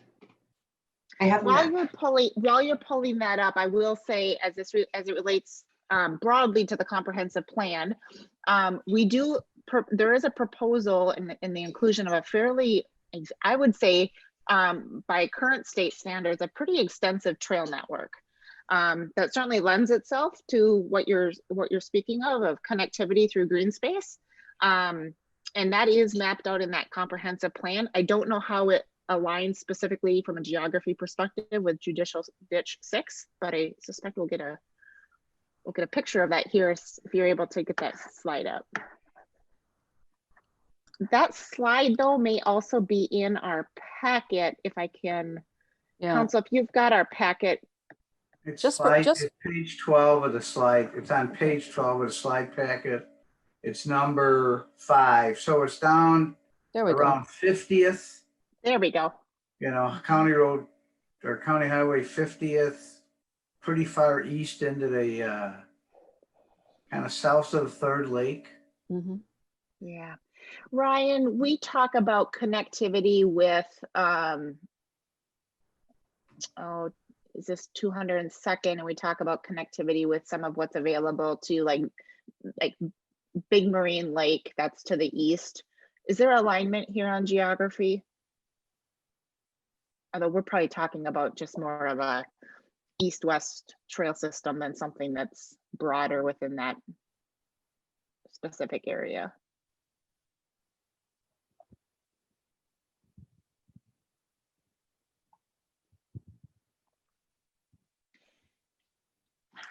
Come on.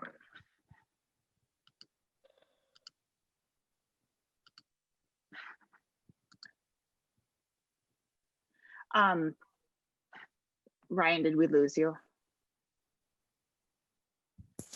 Big Marine is just southeast of that low density residential area that you're showing. Right. So it just, continues down southeast of that, and it's not that far. And so the broad goal of the watershed district would be to preserve some open space, and perhaps through green space creation, trail. Is that am I understanding broadly what that goal is? That's pretty much it. I mean, Megan and our engineer can jump in here, but the idea is to take this degraded judicial ditch that's not being used for agricultural purposes any longer, and to enhance its natural sinuosity so that it can perform more like a natural creek or tributary system. And that helps to hold the water back and dissipate a lot of the nutrients out of it, phosphorus being the big one. It's a big source of phosphorus for Third Lake. And so you get all of these benefits. And then it's a wetland, you know, it's a whole big wetland area. And so just encouraging that natural wetland or enhancing that natural wetland to reappear and using that for a nature park. It's not going to be ballparks and jungle gyms and that kind of thing, but to enhance it as a natural park so that we can educate people on the value of wetlands to keep all of these beautiful lakes that we all love in Minnesota healthy. And so that's kind of the oversimplified, you know, kind of highlights of what we had in mind is using what nature provided for us and bringing it back to its natural state and educating the public on why that's important. And are we talking specifically about the red box, the low to mid density residential? Is that Yeah. the specific region we're talking about? Do we And have that land use today, is that agriculture? I'm sorry. Yes. It's down on almost north of Quarry Swamp here. It's kind of the area we're in. So south of, yeah, where her mouse is moving out, we're down in that area, and it comes up into Forest Lake, sort of in a convoluted, there's some roads that go through there, and it's not natural. Yeah, and this is Megan. I'll jump in. There's a lot going on this map.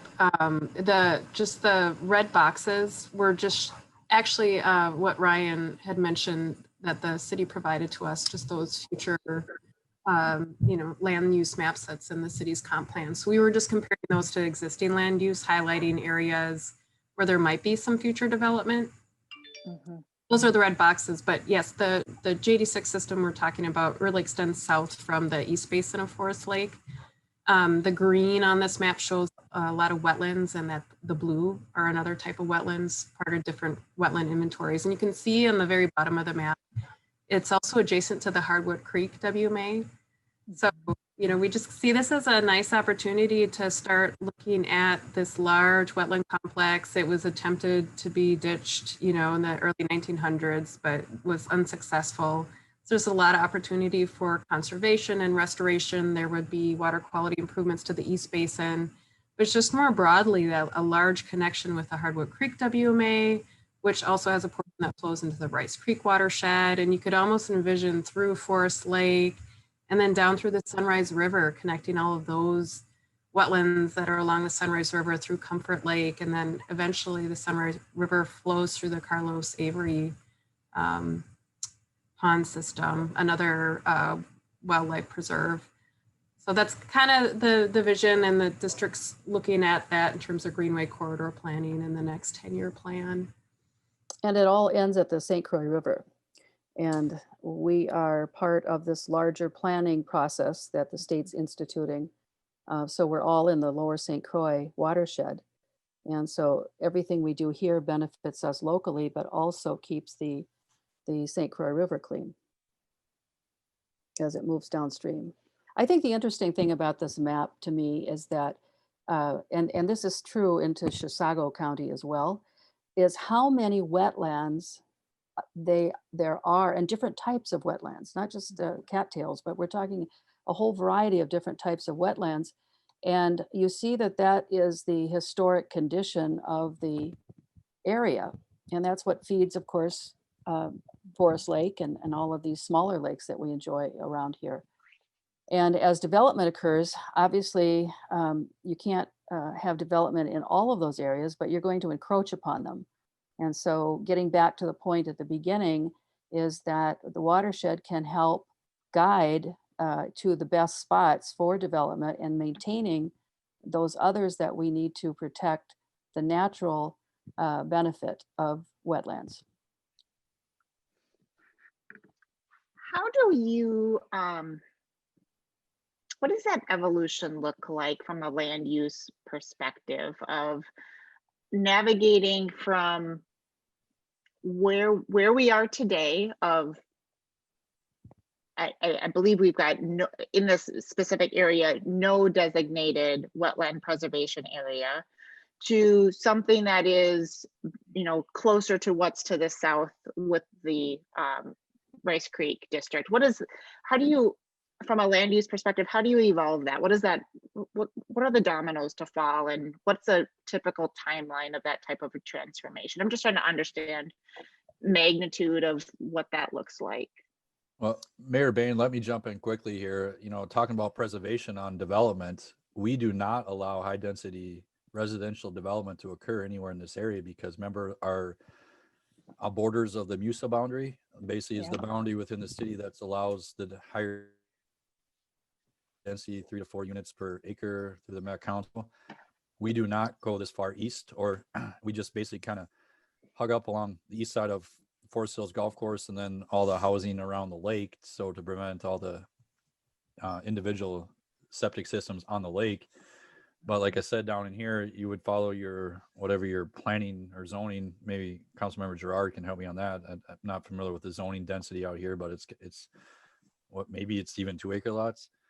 But then also down in that area, the city in Rice Creek, we're working a little bit. I think some staff in Comfort Lake may have commented on a thing or two, but when we're working with Pheasants Forever and preserving some of this additional land for hunting and just natural wildlife. So those are some of the other things that have gone down in this large wetland conservation area, and how we prohibit any additional development because we do not extend the MUSA boundary out that way. That's been approved in the last comp plan. Basically took us to I would believe the farthest limits we'll ever have in the city. So yeah, I guess what I would just answer to that question is, and Ryan's done a good job of pointing that out, is it is obvious that you've got low density in these areas that he pointed out. But the other thing to me to look at is this yellow coated area. That's the 100-year floodplain.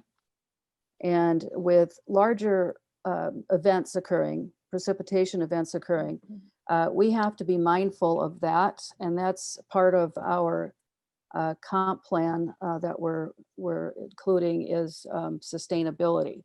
Going forward, how can we be reactive to this climate change and precipitation change that we're experiencing?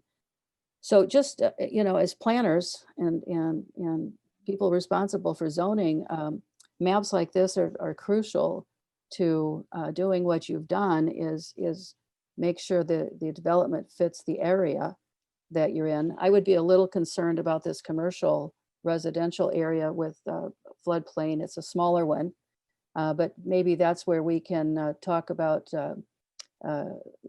if we can't save some of that area that's highlighted in yellow, then what do we do for a regional pond to take care of that overflow? Because you don't want to have people coming into an area and then being flooded in 5 years.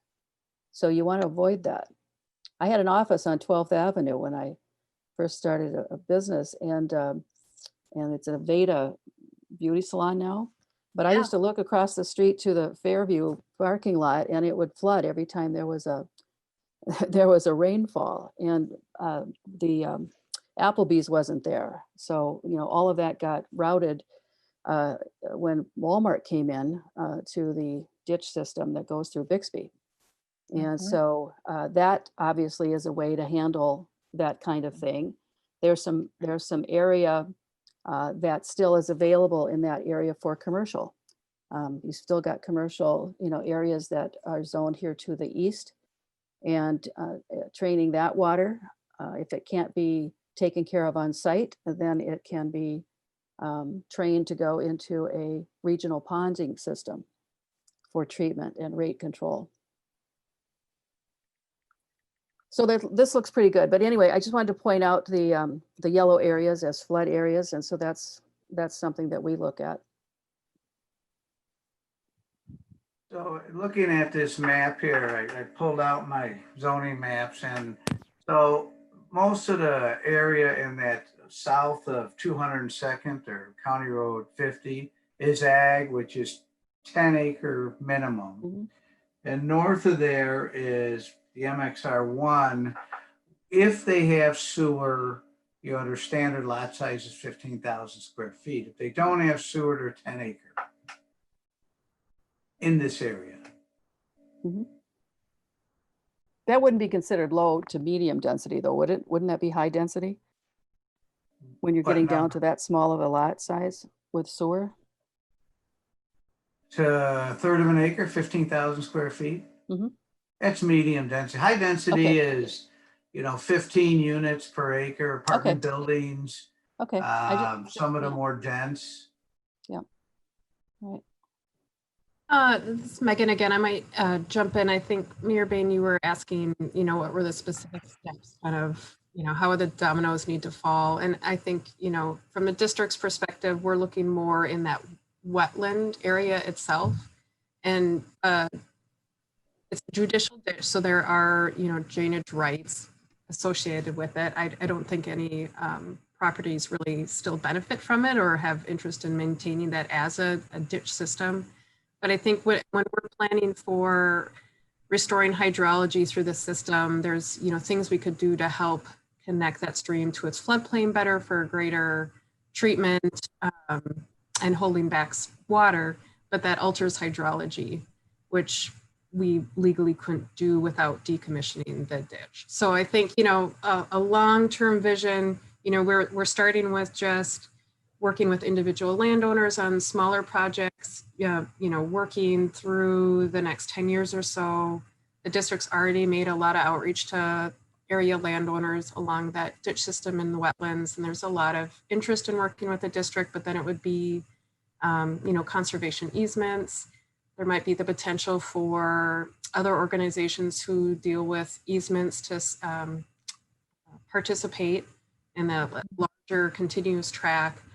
And then, once there's enough landowner support, you could then consider decommissioning the ditch altogether and restoring it just to a natural stream. And so who does that? Who takes? Yeah, I get that.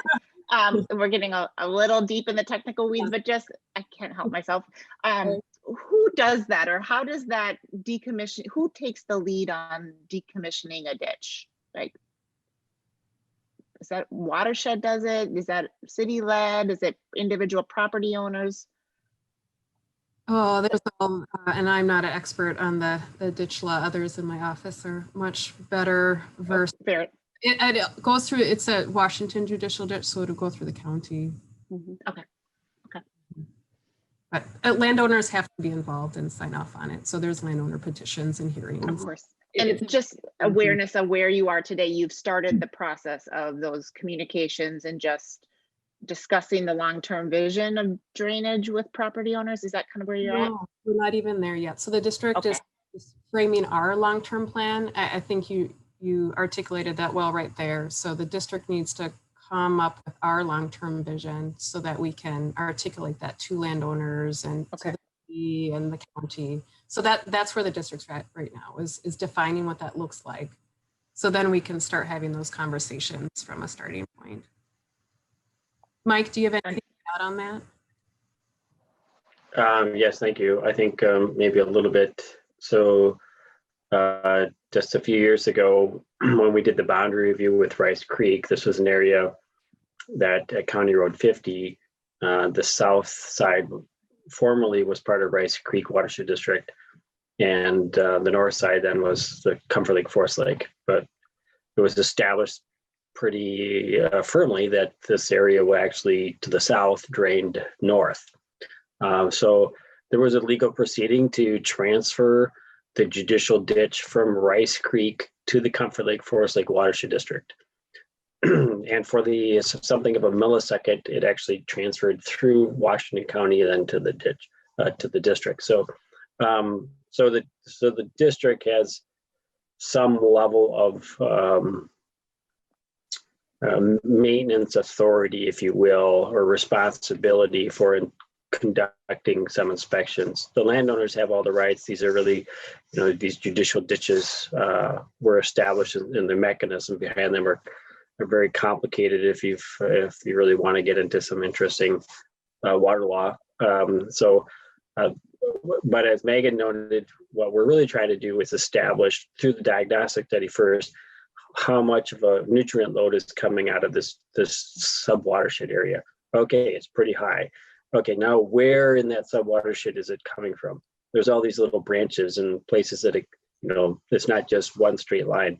So we're working on that, and we're seeing that it's probably like, well, it's really more diffused, meaning that it's coming from a larger landscape. So if we want to do some restoration of the wetland complex, then what we want to make sure is that we have buy-in with all the landowners. And when it comes to the land use side of it, what's important is for us to look at and say, okay, where would the low floor elevations need to be so someone doesn't inadvertently build a house someplace that then, through more analysis, we discover that, whoops, we can't do a project because of this one house that was built in one location, somehow.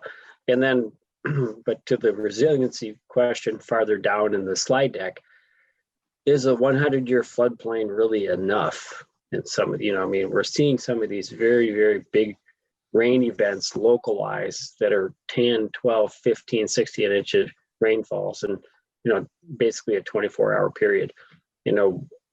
We've offered to some of the other local LGUs to run scenarios like what would it look like, what would the flooding look like in some of these areas if we did something different.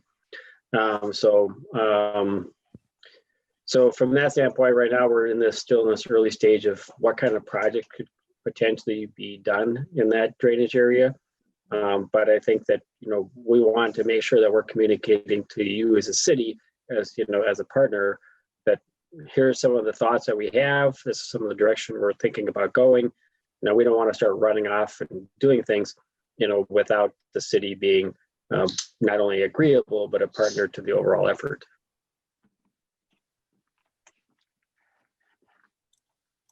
That's helpful.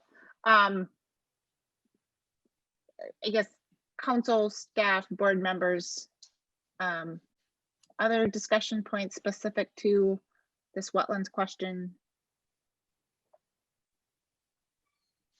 I appreciate that it's a long-term goal of the Watershed District, and we're talking about changes in land use and potentially decommissioning a ditch, and that's takes a lot of timeline and coordination. So I guess let's certainly stay abreast. I guess maybe my immediate question would be, I know you have, this is more council education on my part. I know you have project review authority on certain projects. Do you have sufficient review authority on projects to identify barriers to, if we, let me step back a second. If we were to mutually agree that this was a goal that we wanted to achieve over, the next however many years, do you have current project visibility to help evaluate projects as they either support or, present challenges to those goals? Because I think that's ultimately where how you achieve this is in, changing as projects are coming up and having visibility. Do you have that today, or is that going to require some additional level of coordination beyond what we have today? I think we have good coordination thus far. Really, I think in this particular case, it's the ball is in our court, so to speak. We're trying to establish, what would some of these things look like. So we need to continue to do the, I'd say, high level or not high level, but rather in-depth science to establish what's an appropriate project, or what's defining the area for further restoration, or a potential Greenway corridor through that area for, that would be multifunctional. So what would that look like? For the council as a whole, from an education standpoint, I do think, probably prior to most of your terms, we completed in partnership with the city, the Bixby Park wetland restoration site out there. So, and that was really very much a reconnecting that wetland, back to the water that was flowing through it. That was all channelized, and what happens in a channelized area, just like we see now out in JD6, is that the sides of the channels become mineralized and the water is not able to really flow through and out and into the wetland. So what the district did in Bixby Park was to remove a lot of that side area and create bigger open areas to allow for that wetland hydrology to really reestablish the way it was naturally. And the benefits are multifaceted, with the principal one being improved water quality downstream. So we would look at the JD6 area as one example, or another example of where we would do the analysis and propose a project of a similar nature, or 2 projects or something, depending on what we find. Really helpful. I think to Mara's question, what I heard in there is, can we do modeling for specific development projects, and what would happen in that area, soil condition, wetland conditions, all of that kind of stuff, if project X were to go there? And then can we project out what that area, can it hold that when one of those rain events occur? So we've Megan's our engineer, so she can comment on whether EOR has that capability right now. I know, but we've talked about it at our meetings, and it's something that we want to get to. I believe they do. I don't know that we've used it yet, but I believe they do. I've seen it. It's very exciting. Yeah, this gets back to the H&H, the hydrologic modeling efforts the district is undergoing, and we have this coordination in the area between Forest Lake and Comfort Lake, and that includes that downtown area. So folks at EOR have been in coordination with Ryan and others to coordinate those modeling efforts. But then also, as we're going throughout the whole district, one of the areas we started knowing that we would be looking at some projects is this JD6 drainage area. So that H&H model has been more recently updated so that we can do the modeling necessary to do planning and project design. Mm-hmm. Just to highlight on a couple opportunities that are coming down the pipeline that could be larger cooperative projects with the county.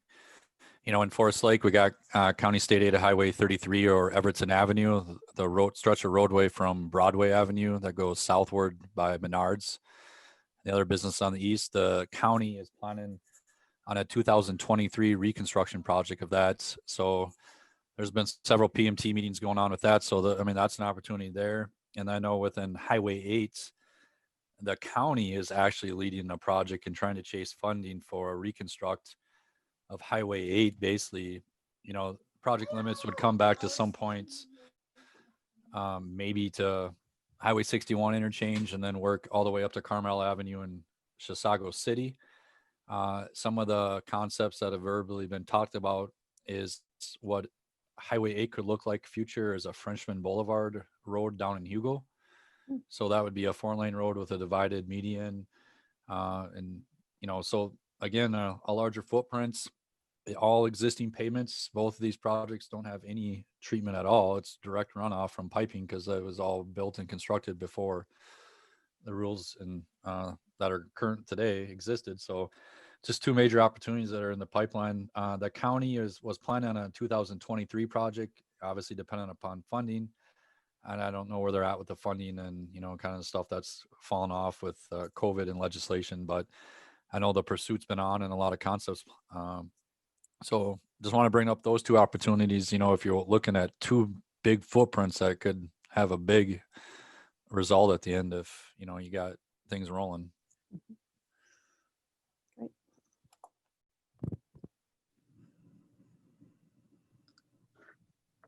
That's right.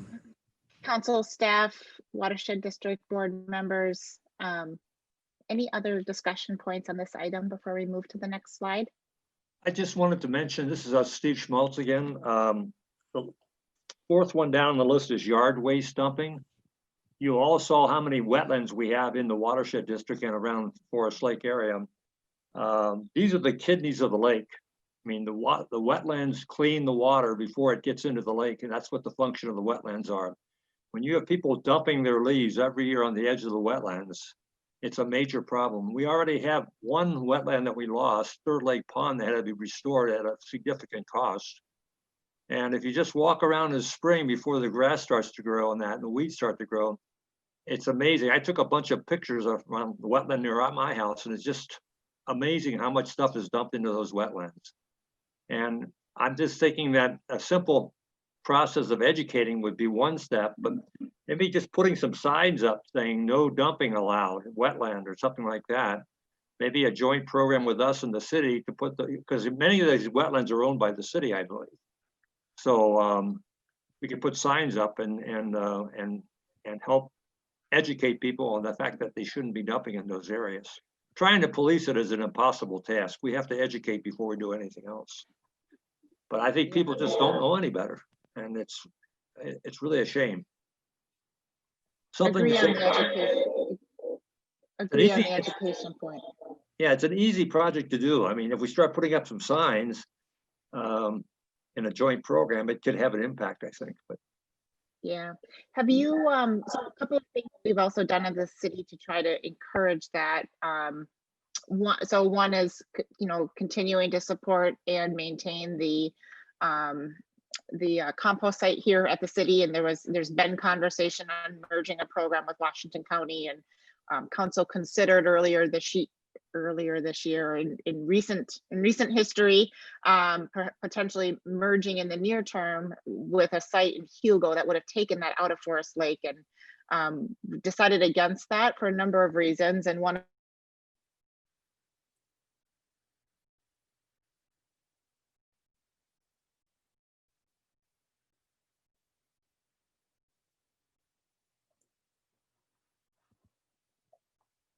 Did we lose sound or just Mara?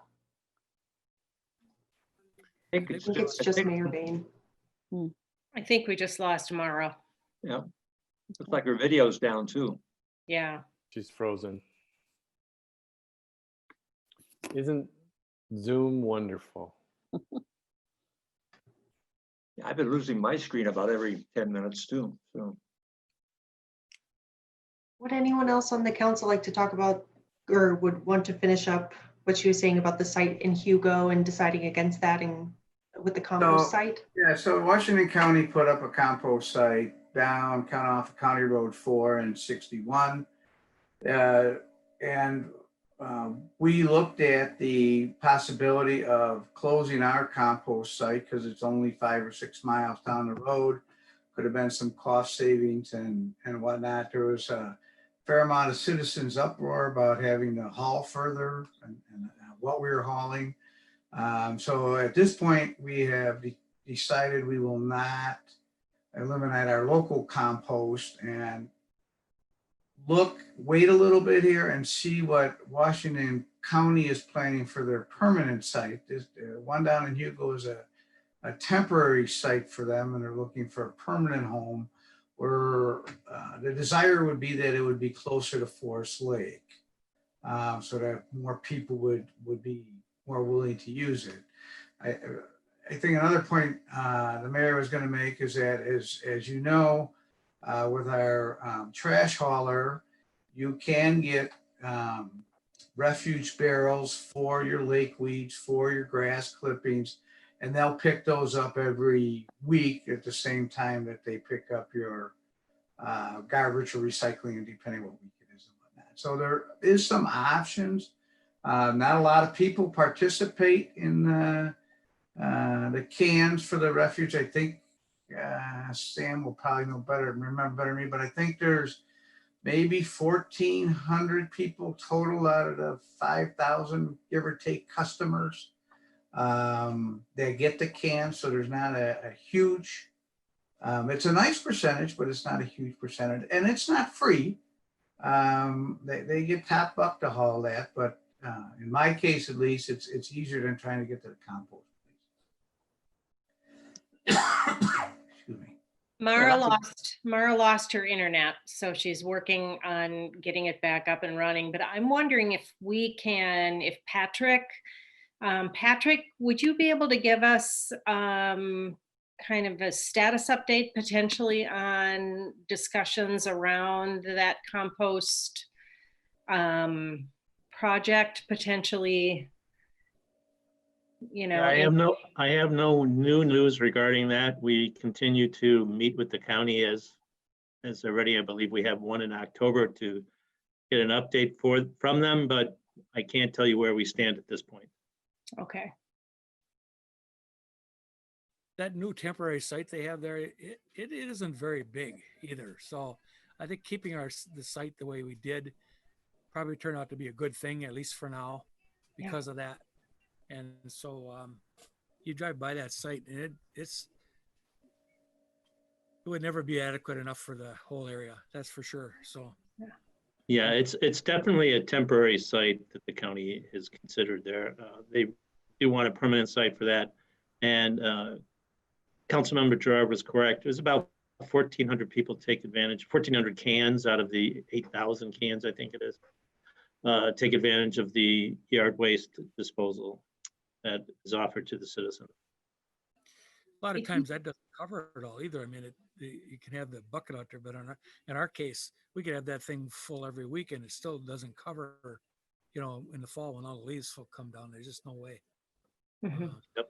The way we're doing both, you know, and I'm sure that we're not the only ones. That's the way it is. Right, right. We talked a little bit, you know, about, you know, education and communication. You know, the monitoring of this dumping is just not a. I mean, I'm wondering if we can't, you know, we're inching toward a new communication coordinator. It'll be a sort of a shared position, but it seems to me like that would be a great opportunity, you know, for this individual or a project for this individual to potentially work in partnership with the Watershed District to, you know, do some education and communication around some of the things that we've discussed today, because I've heard multiple you know, multiple items, you know, discussion points where education is kind of key, and the most recent being the dumping. And I love the term wetlands are the kidneys of the lake. Yeah. I'm sorry for the poor internet connection. I am back. Sorry about that. We answered all your questions or gave them all their answers, Mara. Yeah, we just adjourned. Fabulous. I mean, no offense, not fabulous. This is a great conversation. Business is done, though. Business is done. Well, if we'd like to move on. Oh, go ahead. I think we could probably move on from the yard Yeah, waste that's stuff fine. to Yeah, thank wherever you. Emily wants to head next, I think. Okay. Well, I think we're sort of getting toward the end here. We've kind of sort of jumped to those later, floodplain and resiliency, but a lot of this we've been talking about the surface water, but obviously there's all of that underground water that we want to think about as well, both from the quantity for drinking water perspective, the quality of that, making sure it's not getting polluted, and then also kind of something from the natural perspective is these lakes that are groundwater dependent. Lake Keewatin, that's southeast of the city, is a groundwater dependent lake, and Forest Lake is a groundwater flow through lake. And so groundwater enters in this east basin or third lake over here, and then it discharges a little bit on the west side or out of First Lake. And so this map that I'm displaying here, hopefully correctly for everyone this time, shows just a few different layers that are pertaining to groundwater. Obviously, the city wants to pay attention to the wellhead protection areas, but then also there's some areas that we know of that have kind of higher sensitivity to pollution, and these are sort of our recharge areas. And so with that, I want to open it up to other discussion from the council and board on the topic. What does it mean to recharge? That's a great question. That's a great question. I feel like probably Megan could explain it even better than I could. Megan, would you mind? So council members, when we talk about recharge areas, we're really talking about areas where water can infiltrate back into the soil and then even deeper into different groundwater layers.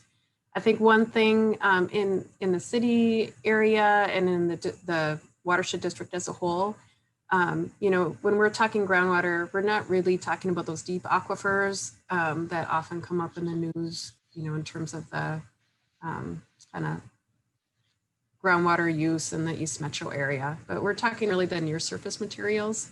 So, you know, for example, in the Kewautin Lake area, there's a lot of groundwater kind of flowing through that lake, and then it discharges all along actually that JD6 drainage area, and then along, you know, parts of the east shore of that East Basin. But there's a lot of then recharge areas east of Kewautin Lake, the Bone Lake drainage area. There's sandy soils where water then percolates into the groundwater, flows underground, and then we see it being a water source to Kewautin and Forest Lake. Like Kewautin has very good water quality. It also has a small drainage area, but the groundwater flows out into the East Basin of Forest Lake. So when you guys start talking about recharge, that also kind of correlates with the city's other documents that we're required to do every 10 years. It's called the Wellhead Protection Plan Phase 1 and Phase 2. So with those shallow areas of recharge, and, you know, we got shallow wells when we work with the DNR and abandon some of those wells that are no longer in use properly. So stuff can't get contaminated down into those shallow aquifers that are within the Forest Lake area. So in Forest Lake, the aquifers Megan talked about that you hear a lot about in the news, of the, you know, the Jordan and the Prairie du Chien, those are pretty much fractured up here in the Forest Lake area, and they don't really exist. Our current wells are in the Mount Simon, which has got a moratorium on them now. So those are 600 feet deep, but all the recharge areas that we're talking are, you know, within the first 100, 200 feet in the Forest Lake area. And those are all connected within our wellhead protection plan. Old City Hall redevelopment site had some old wells that we worked with the DNR, getting those capped through the DNR grant program, which Dave Adams completed and led that application. So a lot of that stuff goes hand in hand with the water supply and water resource and the wellhead protection plan. So that's another document you guys could read if you wanted more material to read. So. And something I didn't mention earlier too is when we're talking about recharge and infiltration, you obviously need to be able to have a porous surface for the rain to infiltrate. And so paving over it kind of blocks that off. You don't get as much infiltration when development comes in. So that fits also in with that open space protection and kind of looking at strategically where are some key areas that the surface water is going into groundwater, and making sure that that recharge can still occur. This map is a interesting one as well, just showing how much this gray area, maybe Megan, you can point to some of them, but it just shows that surface water area, the wetlands connectivity between Forest Lake and the areas to the north, northeast and northwest, and due north as well. But you can just see how the water flows in this whole area. And even down in the area JD6 area that we were talking about, how much surface water there is.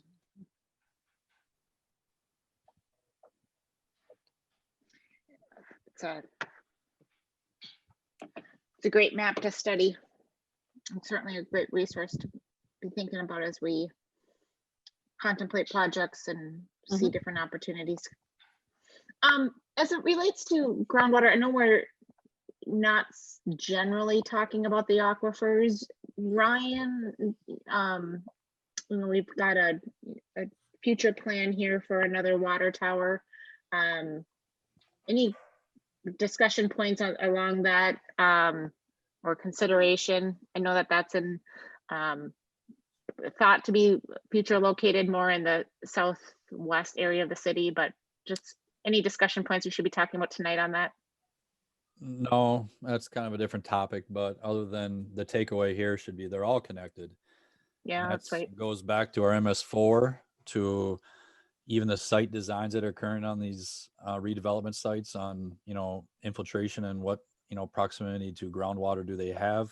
So then we know what to permit and require, because at the end of the day, if all of a sudden you got a bunch of dumping and we don't have any mechanisms then to not allow those pollutants to get into, you know, the wetlands. I mean, even stuff getting into wetlands that, you know, dirtying your filter. Those big filters, if those get overloaded with other chemicals, they're not going to work either. So then everything's just a snowball effect downstream. So it all goes hand in hand with all the policies, basically, you know, come from the top, the MPCA and Department of Health. They're all connected somehow. So Right.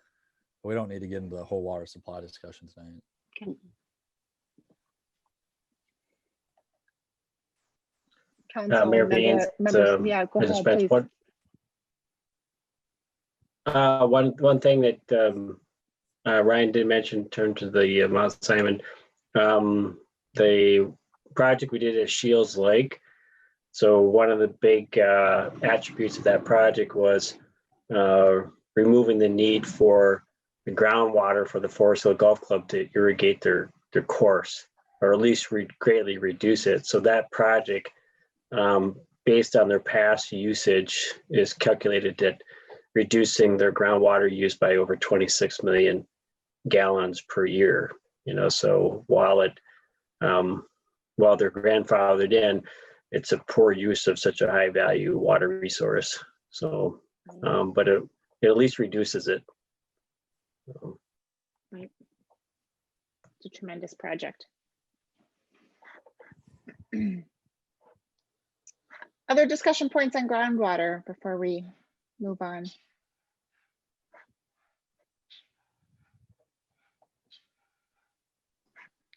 Emily, do you want to advance the slide? And so we've already kind of talked about floodplain a little bit. And so we had that map. And so here it is, just stripped away of the wetland layers. So you can just see the floodplain, but then also added the public inventory water courses. So streams and some of them ditches. And so, yeah, we've kind of already talked about sort of the information sharing and the regulatory element to prevent flooding issues. Are there any other further thoughts on the floodplain that we missed before? I don't think so. Okay. I think so I think there's a foundational question that was asked earlier on whether or not the 100-year floodplain is still the appropriate measurement to be using. And I think just mutually all being aware of that those patterns are changing and that we may need to take a broader perspective, but that's a topic for not tonight. Well, I think Ryan and Megan could probably answer this, but my understanding was that basis was elevated to higher indices a few years back. So stormwater calculations changed from, I can't remember the old name, to Atlas 14, which accommodates the higher events. But no matter what, we'll never be able to design and afford 100-year infrastructure. Yeah.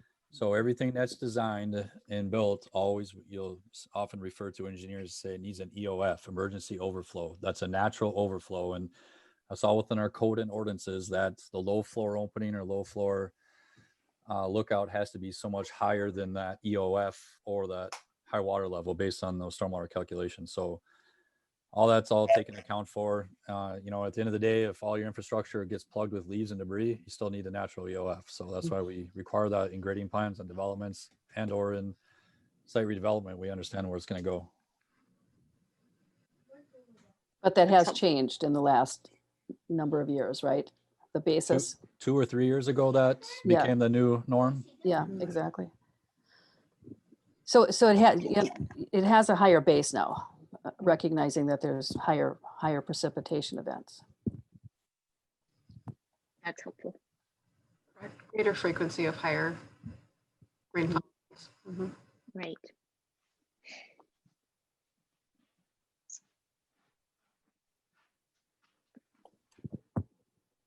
Council, any, yeah, okay. Planning and resiliency.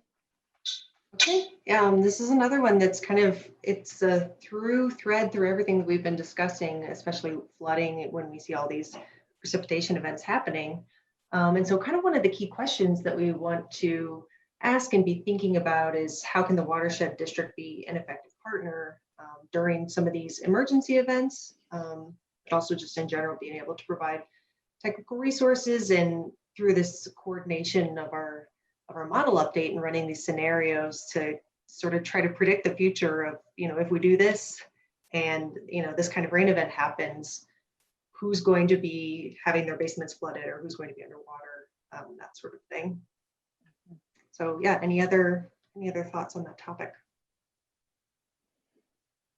So I guess I could use just some basic education on what some of those partnership models look like, and what some of those, we think about emergency planning and all sorts of different scenarios, and how do we, incorporate some in a more formal way, or maybe it already exists and I'm just unaware, some emergency planning and related to this topic. And whenever I think about emergency planning, there's always an offshoot related to preparedness and education and that component as well. So are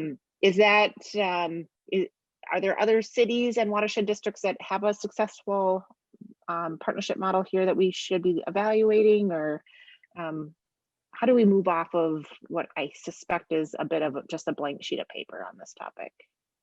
Also, please, if I'm wrong on that, please educate me. That's part of why we're here.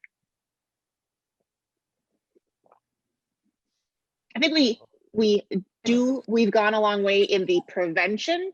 It's not, maybe we haven't moved the ball as far as we would like on the emergency planning, of recognizing with all of the prevention in the world, events still occur.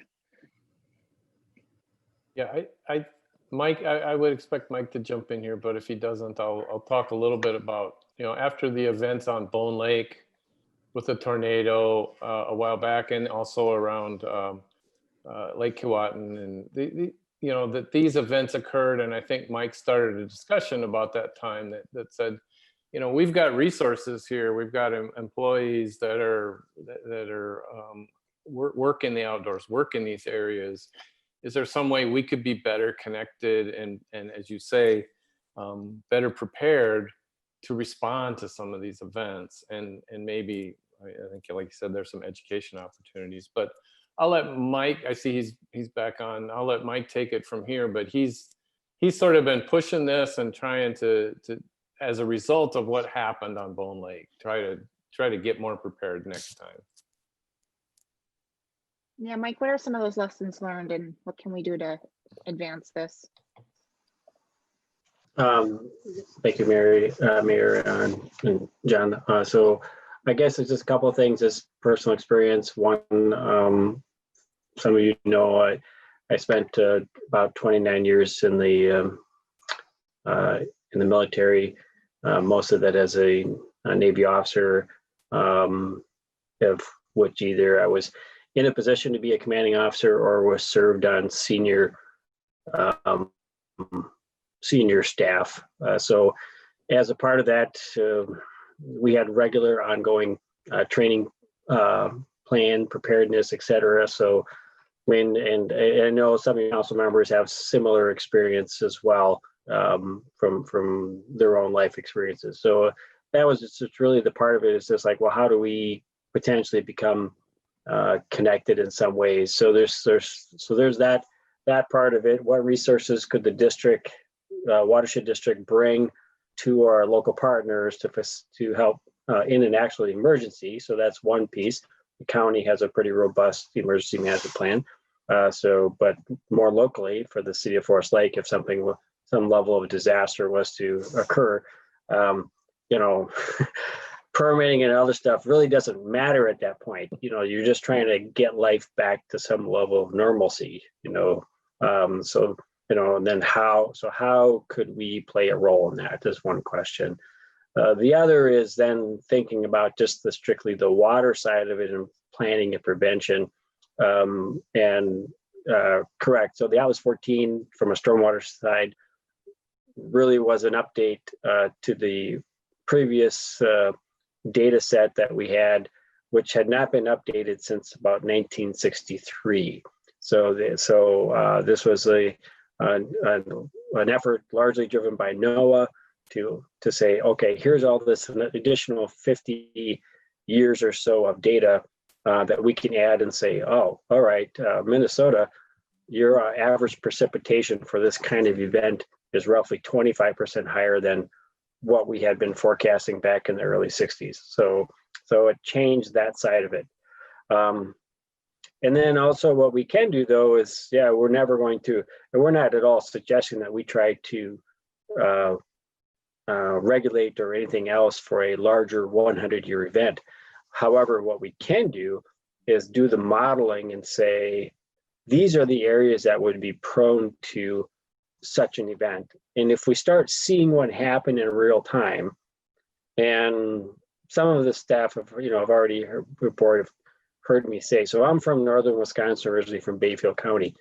Well, they've now had 3 storms in the last 4 years that were 10 inches or greater, and 2 of them were 16 inches. So it's the devastation is just eye-popping. So I mean, there's back local roads that have not been repaired from 2 years ago, let alone still working on 3 years ago, and state highways, U.S. highways that have been blown out by these events. So they do occur. We remember what happened in Duluth and Whitewater region, et cetera. So how do we then how can we help as the technical experts, as Manager Anderson likes to communicate, and rightfully so, to our partners? How can we help communicate then? All right, these areas would potentially be subject to some level of flooding, and then feed that into an emergency management planning sort of document that says, all right, these are the people that we would want to be reaching out to say, you should be evacuating because they're either the forecast of the next 24 hours or, what's occurring now is showing rising water levels that we would not ever have predicted, or things like that. So it's really a matter of just saying, okay, we have enough knowledge and experience to know that these things can happen. So what would they look like theoretically, and how can we then provide those to people that can help facilitate that communication back to the residents that would be most vulnerable? Point of clarification on my part, does those studies and that data exists today? So we're talking about more of a coordination and a communication effort, or do those studies need to be done? And that's I guess I'm looking for. Yeah, great question. So while the district currently has been undertaking a step-by-step process to complete this, what we're talking about is hydrology and hydraulics modeling, so H&H modeling work. And so we're in that process. That joint study downtown has that as a framework for part of it. What does the stormwater situation look like in those areas? So we have pieces of it. We're continuing to work toward getting it district wide. Certainly the city of Forest Lake, and for a variety of reasons, more challenging because we don't have all the data. But as we get it, then we can make those updates and provide that information. So it's a little bit of both. Some of it we have, and we can provide, and we can run the theoretical scenarios, but I think it would be important for us to discuss what's an appropriate scenario. Would we say, a 10-inch, just throw it out there? Is that one that we want to kind of look at, or, I think it's just certainly up for discussion as to what we might want to do with that. But we have the ability on those areas that we've completed it, and then we can also make a decision if we want, when we look at some of that stuff, if we would like more of that and how soon we would want it. So I would welcome all of those conversations. I would also encourage us, to the extent that some of those insights can be used outward for some public education. There's one thing about when a disaster is pending or near, or is, getting the warning out. The other is getting information out ahead of time so that folks can understand. Because I don't think people generally think about flooding as it relates. If you don't live on a river, or have some unusual circumstance next to some body of water, I think people generally, the surface water flooding scenarios, I think people are generally uneducated in what we could do to paint the picture of what does that look like, and just some basic, safety measures, I think is just valuable insights we should be bringing back out to residents. I think that's true.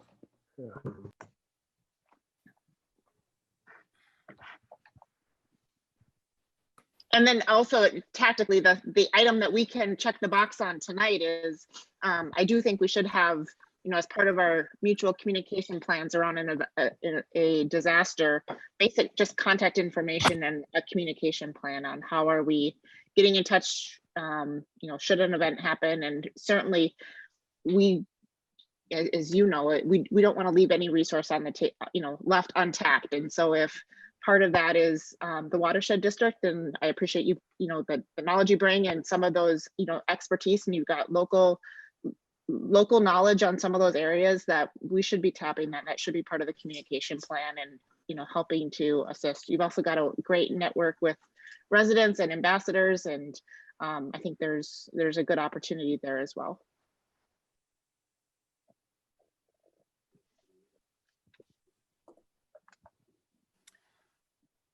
I think that's well said.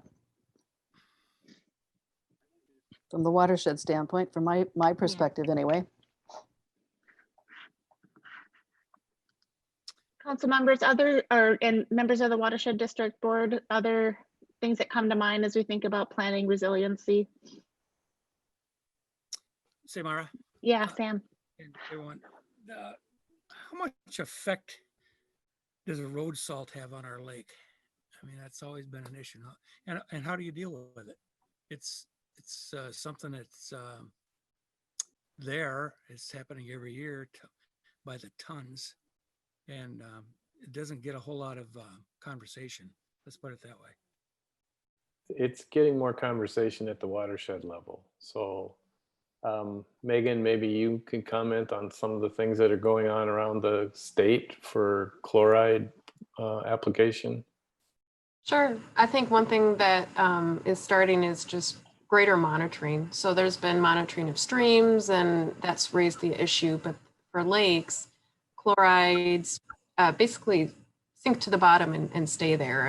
And if enough builds up over time, basically it just keeps a lake stratified, or it keeps two distinct layers of water. So that happens every summer normally just because of temperature, but it can also impact lake water quality when it happens through chemicals like salt, too much salt. In streams, it's more of a direct impact on aquatic life is the major concern, but in lakes, and it's a little more hidden because it happens in the bottom waters. I think at a statewide level, there's been a lot of programs instituted by Minnesota Pollution Control Agency and a lot of coordination with road salt applicators on basically just smart salting tips. There's a lot of training. When we get at a local level, I think MnDOT's done a lot to reduce the amount of salts and just to use it more wisely. And pre-application, I think, we see this in the city as well. And then beyond that, then there's just education of, individual homeowners and how they apply salt, and small business owners. And I think, one of the things the district has talked about ways that it's just, helping connect those pieces. We're aware of all these education programs. We can make sure, business owners know about them and, communicate that. And then also just considering adding chlorides into our monitoring programs so that we have that data. And then when questions come up, how are the chlorides in Forest Lake? We'd have answers. I think one of the other areas they're working on is liability protection for, say, a business owner who, today they might put down more salt than they need to just to be protected. But, how do we find a way to balance that with, how much salt can you put down and be covered for a liability issue, right? If someone slips on your sidewalk. And so all those kind of questions are all wrapped up in all of this as well. Yeah, I was just going to weigh in on that. I serve on the Watershed Association for Minnesota Watersheds Board, and that's been a big legislative issue the last probably 4 years, is trying to get legislation passed to put limits on how much and when salt can be used, and it's really tough. It's a tough battle because of that liability issue for retailers primarily. Obviously, they need to keep things clean and people unharmed as they're walking to and from the businesses. But the point that Megan was making on education, I think is a really good one, that we can use the materials that we're aware of with our municipalities, even if it's beyond the borders of the Watershed District. So if you wanted to do a mailing in your utility bills, for example, for homeowners, we could probably garner that information. One of the things I've learned in the last couple of years that I did not know is that salt is not effective at certain temperatures. And so it's around freezing. If you don't get salt on before it goes below that freeze point, it doesn't do anything. All it does is wash off and get into the ditches and streams and rivers and lakes. And so if we could educate people to that effect in our area, our general area, because even outside of our district, that water is flowing to some other lake and river system that's in Rice Creek or one of the others.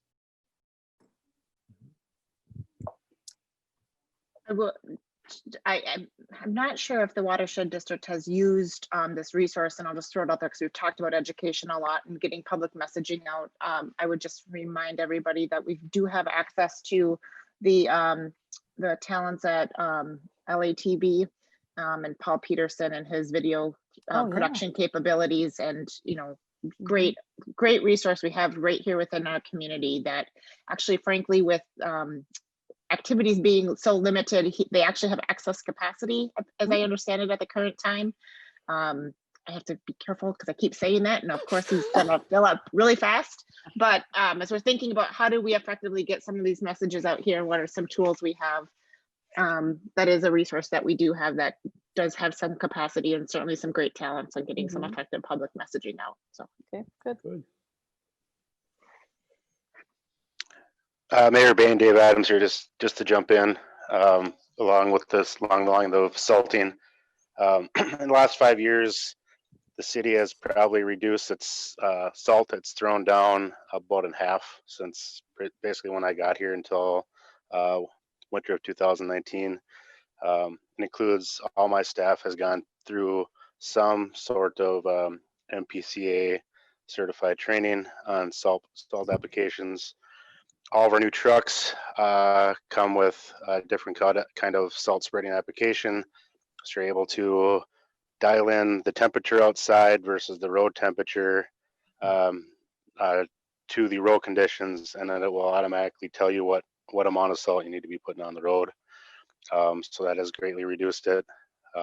You've also seen when we set the snow and ice control policy in 2016, when we updated that, we moved to a no black road policy, which that means that we keep our arterial roads open, our state aid streets that are made thoroughfares that connect, to the highways and interstates. But any of those developmental streets, cul-de-sacs, all those side roads, we will not even plow unless it gets over 2 inches. And then when it does get plowed, we throw some salt like stop signs and curves, but we do not.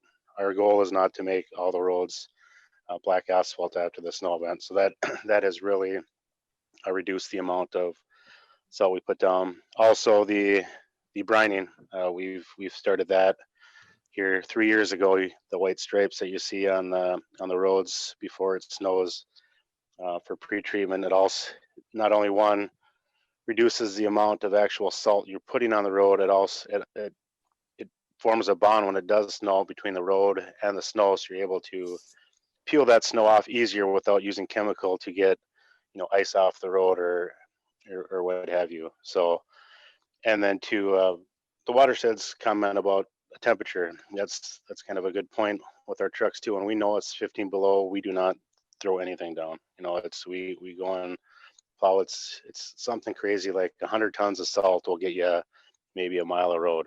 And it's crazy the amount of salt that you'd have to use to get we don't not only go bankrupt, but it's just poor practice. But I mean, I think the city and Public Works, myself just helping my guys out, but my staff have really worked hard at this, and to cut down from, I believe the first year I was here was something close to 1,800 tons of salt that was put down, and now we use about 600. I mean, so it's Wow. I mean, and development itself. So we've added lane miles, but we've significantly reduced that amount of salt we use. I mean, it'd be great to use zero, but I think what the city has done in the last 5 years, a lot of credit goes to my staff as well, because they're the ones out there putting the product down and making sure they're not putting too much down. But I think the city's really taken hold of this part. At least my staff, is something that they can work on and get better at. For water quality, they've done a fantastic job. That's amazing. That's such a great story to share with the public as you're educating them on what they can do on their particular property. It sets a real example. That's an amazing drop in salt use. Congratulations and thank you.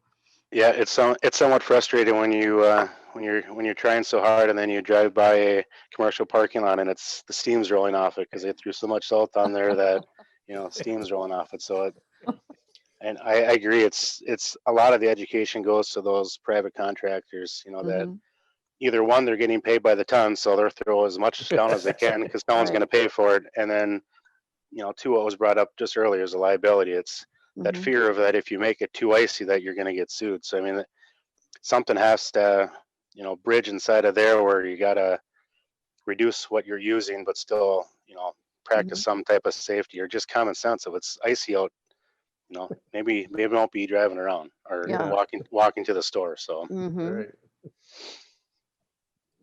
yeah, as a private business owner, I can tell you the liability thing is a big deal. I'll bet. And so we got to do something or have some sort of protection or something, because I agree that we needed to cut down on that usage of salt, but in some cases you just don't dare, especially on the sidewalks. Exactly. So anyways, that's where I'm at. Good. And a lot of other people.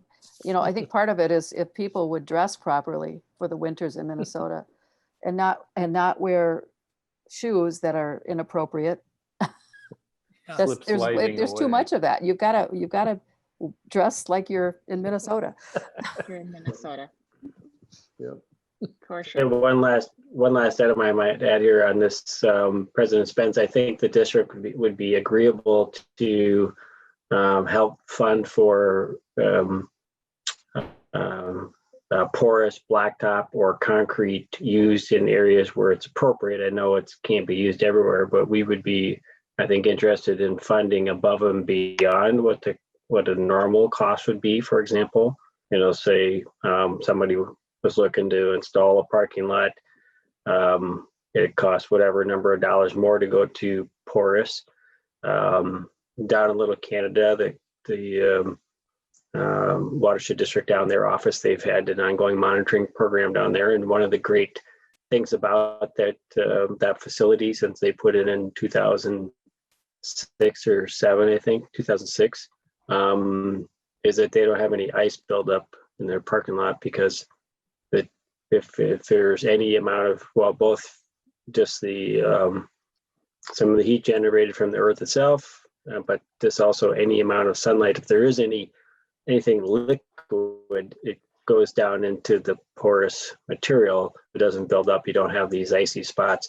So they have no need of using salt in their parking lot. Nice. Well, our first commercial project as a watershed was Keys. But Keys was built on the west side of the freeway. There wasn't any room to treat their stormwater on site, and so they put in the Purvis parking lot. And we should check with them and find out if that's true with their parking lot, if they don't have to use salt. At the very least, I'm guessing it cuts down on the amount they do have to use. Yeah, I would think so. Yeah. In Forest Lake at Keys, you got the porous pavers, In Mhm. AutoZone parking lot, you got the porous bituminous. Yeah. Okay. The restaurants on the north side of Second Lake, I don't know what it's called right now or closed. They have the porous concretes Okay. parking lot. So there's 3 examples of 3 different materials you guys can look at this winter. Wonderful. Sure. Yeah. Right. I was suggesting that during, I mean, it's one thing to employ it to meet the standards or the rules. It's another for us to go above and beyond, even if it's not needed for the Watershed District to pay for cost sharing too. I mean, just ultimately at some point, the more we can get away from the use of salt, improve recharge, all these multi-benefit aspects of doing, just changing that culture, if you will, but also the cost structure. The more of it that's done, it's cheaper those types of products become in the future. Right. Right. And it's in our wheelhouse. I mean, it is supporting our needs, our water quality questions. So, yep. Dave, what was that other business? I got the restaurant. Was it AutoZone? AutoZone. AutoZone? Okay. The one across from Target, right? Yep. Correct. Yep. Yeah, I noticed pulling in there a couple times that they have something else going on there. So interesting blacktop. So. Mhm. Well, to your point, Mike, I think that these local businesses that have taken that path, I think that we could, build a story around that and have that for use when we're trying to talk to other people about using it with this district funds, and this is the benefit. So I think we can wrap those things together. It sounds like a good program to me, a good use of our municipal funding. Absolutely. Cost share program. Yep. Great.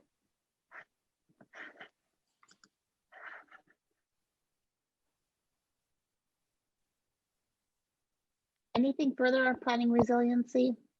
Follow-ups? All right, Emily, you want to advance the slide here? I think we're done.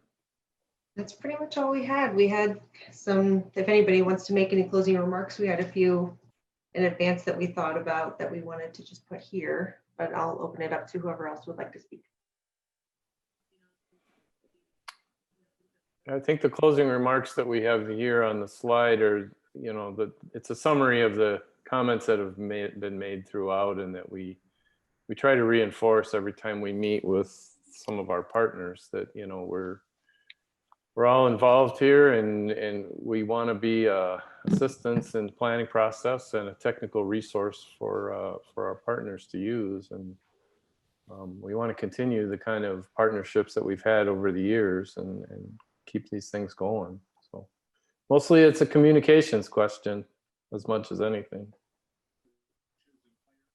Agree. And so I echo those comments and but kind of circle back to some of the steps that we've identified on some near-term items, things as basic as, a communication plan in the event of emergency, to some of the longer-term things we've talked about, thinking about the, the future of that judicial ditch, and then everything in between. So I think, certainly invite frequent communication. I know we've got a liaison position that is kind of helpful to keep day-to-day items moving. And also we've got good staff relationships, and appreciate all of those items, and would welcome back to this conversation on an even more frequent basis if needed. Check-ins on just making sure we're making the progress that we both want to make. I suspect the conversations around the city right-of-way access points to the lake is something that's going to bring us together sooner rather than later, talking about the fishing pier and some of those next steps, as well as the ongoing project we have downtown. So thank you for the partnership and the thorough information. The discussion deck that was put together just guided a good discussion. I feel like we touched the topics we needed to touch, so much appreciated, and certainly a productive use of everyone's Monday night. Turn it over, other thoughts from council members or watershed board members? Just want to thank the council for your input also. So, you know, the more we talk, the closer we can get together. So we just got to keep it going. Absolutely. Great. I have appreciated in the past your fall tour. In a COVID world, are we not able to do a tour, and can we do something virtually instead? Mike. I suspect getting on a bus is not an option. Right. Well, I mean, it could be, everybody could be masked up and we could, I think, theory do that, you know, get off and then socially distance or something. But that is a possibility that we could take some pictures. You know, as Emily mentioned, we're doing the alum treatment on the Shields Lake. So if you wanted somebody if you want to see it happen, you can go out there tomorrow, and I think they'll be wrapping up. Tomorrow actually also is the last day of our 20th anniversary of the Watershed District as an official organization. So so the fall normally is our time where we would do a tour. I can talk to staff. We did just recently talk about doing some videography work in terms of presentation material for our own board. So maybe that's something that we can endeavor to focus on more, because you know how it is, you're out doing a project or you're taking sample and you just don't think about taking a picture. We're just doing it. And so it's just like, oh, well, we should really be capturing more of this and sharing it, because, you know, nobody's going to tell our story but us. So that's an interesting concept. We have a staff meeting tomorrow. I'll bring it up with them. So, yeah, even if you were to invite Paul along to capture on video what you would have said to the group, that's always just such a robust presentation. I said Paul from the LATV. Yeah, you just do a great job in that, presenting and highlighting kind of your focus and goals and specific projects and the value you bring. And so in this COVID world, whatever we can do to electronically capture that. We've also seen experiences where some of those electronic medium have been had far more views than what we would have been able to, you know, pack number of people on a bus. So from an outreach perspective, you may even be more successful. So. Good point. I thought you were suggesting Paul Gerard tag along and. Well, Paul Gerard, videos of us. you know, we nominate Paul for all sorts of things. So for sure. So nominated. You don't want me taking pictures. All right. All right. Anything further this evening? Just thank you again. As Steve said, it's been a great conversation tonight. Thank you. Yes. And thank you. Council, Take care. Have a good week. Yes, you as well. Council, that is the end of our planned agenda. I will entertain a motion to adjourn. I'll motion to adjourn. I'll second. We have a motion and a second. And Karen, could we do a roll call for adjournment, please? Councilmember Gerard. Aye. Councilmember Husnick. Aye. Councilmember Munson. Aye. Councilmember Byström. Aye. Mayor Bain. Aye, and we're adjourned. Thank you, everybody. Have a great evening. Good night. You too. Good night.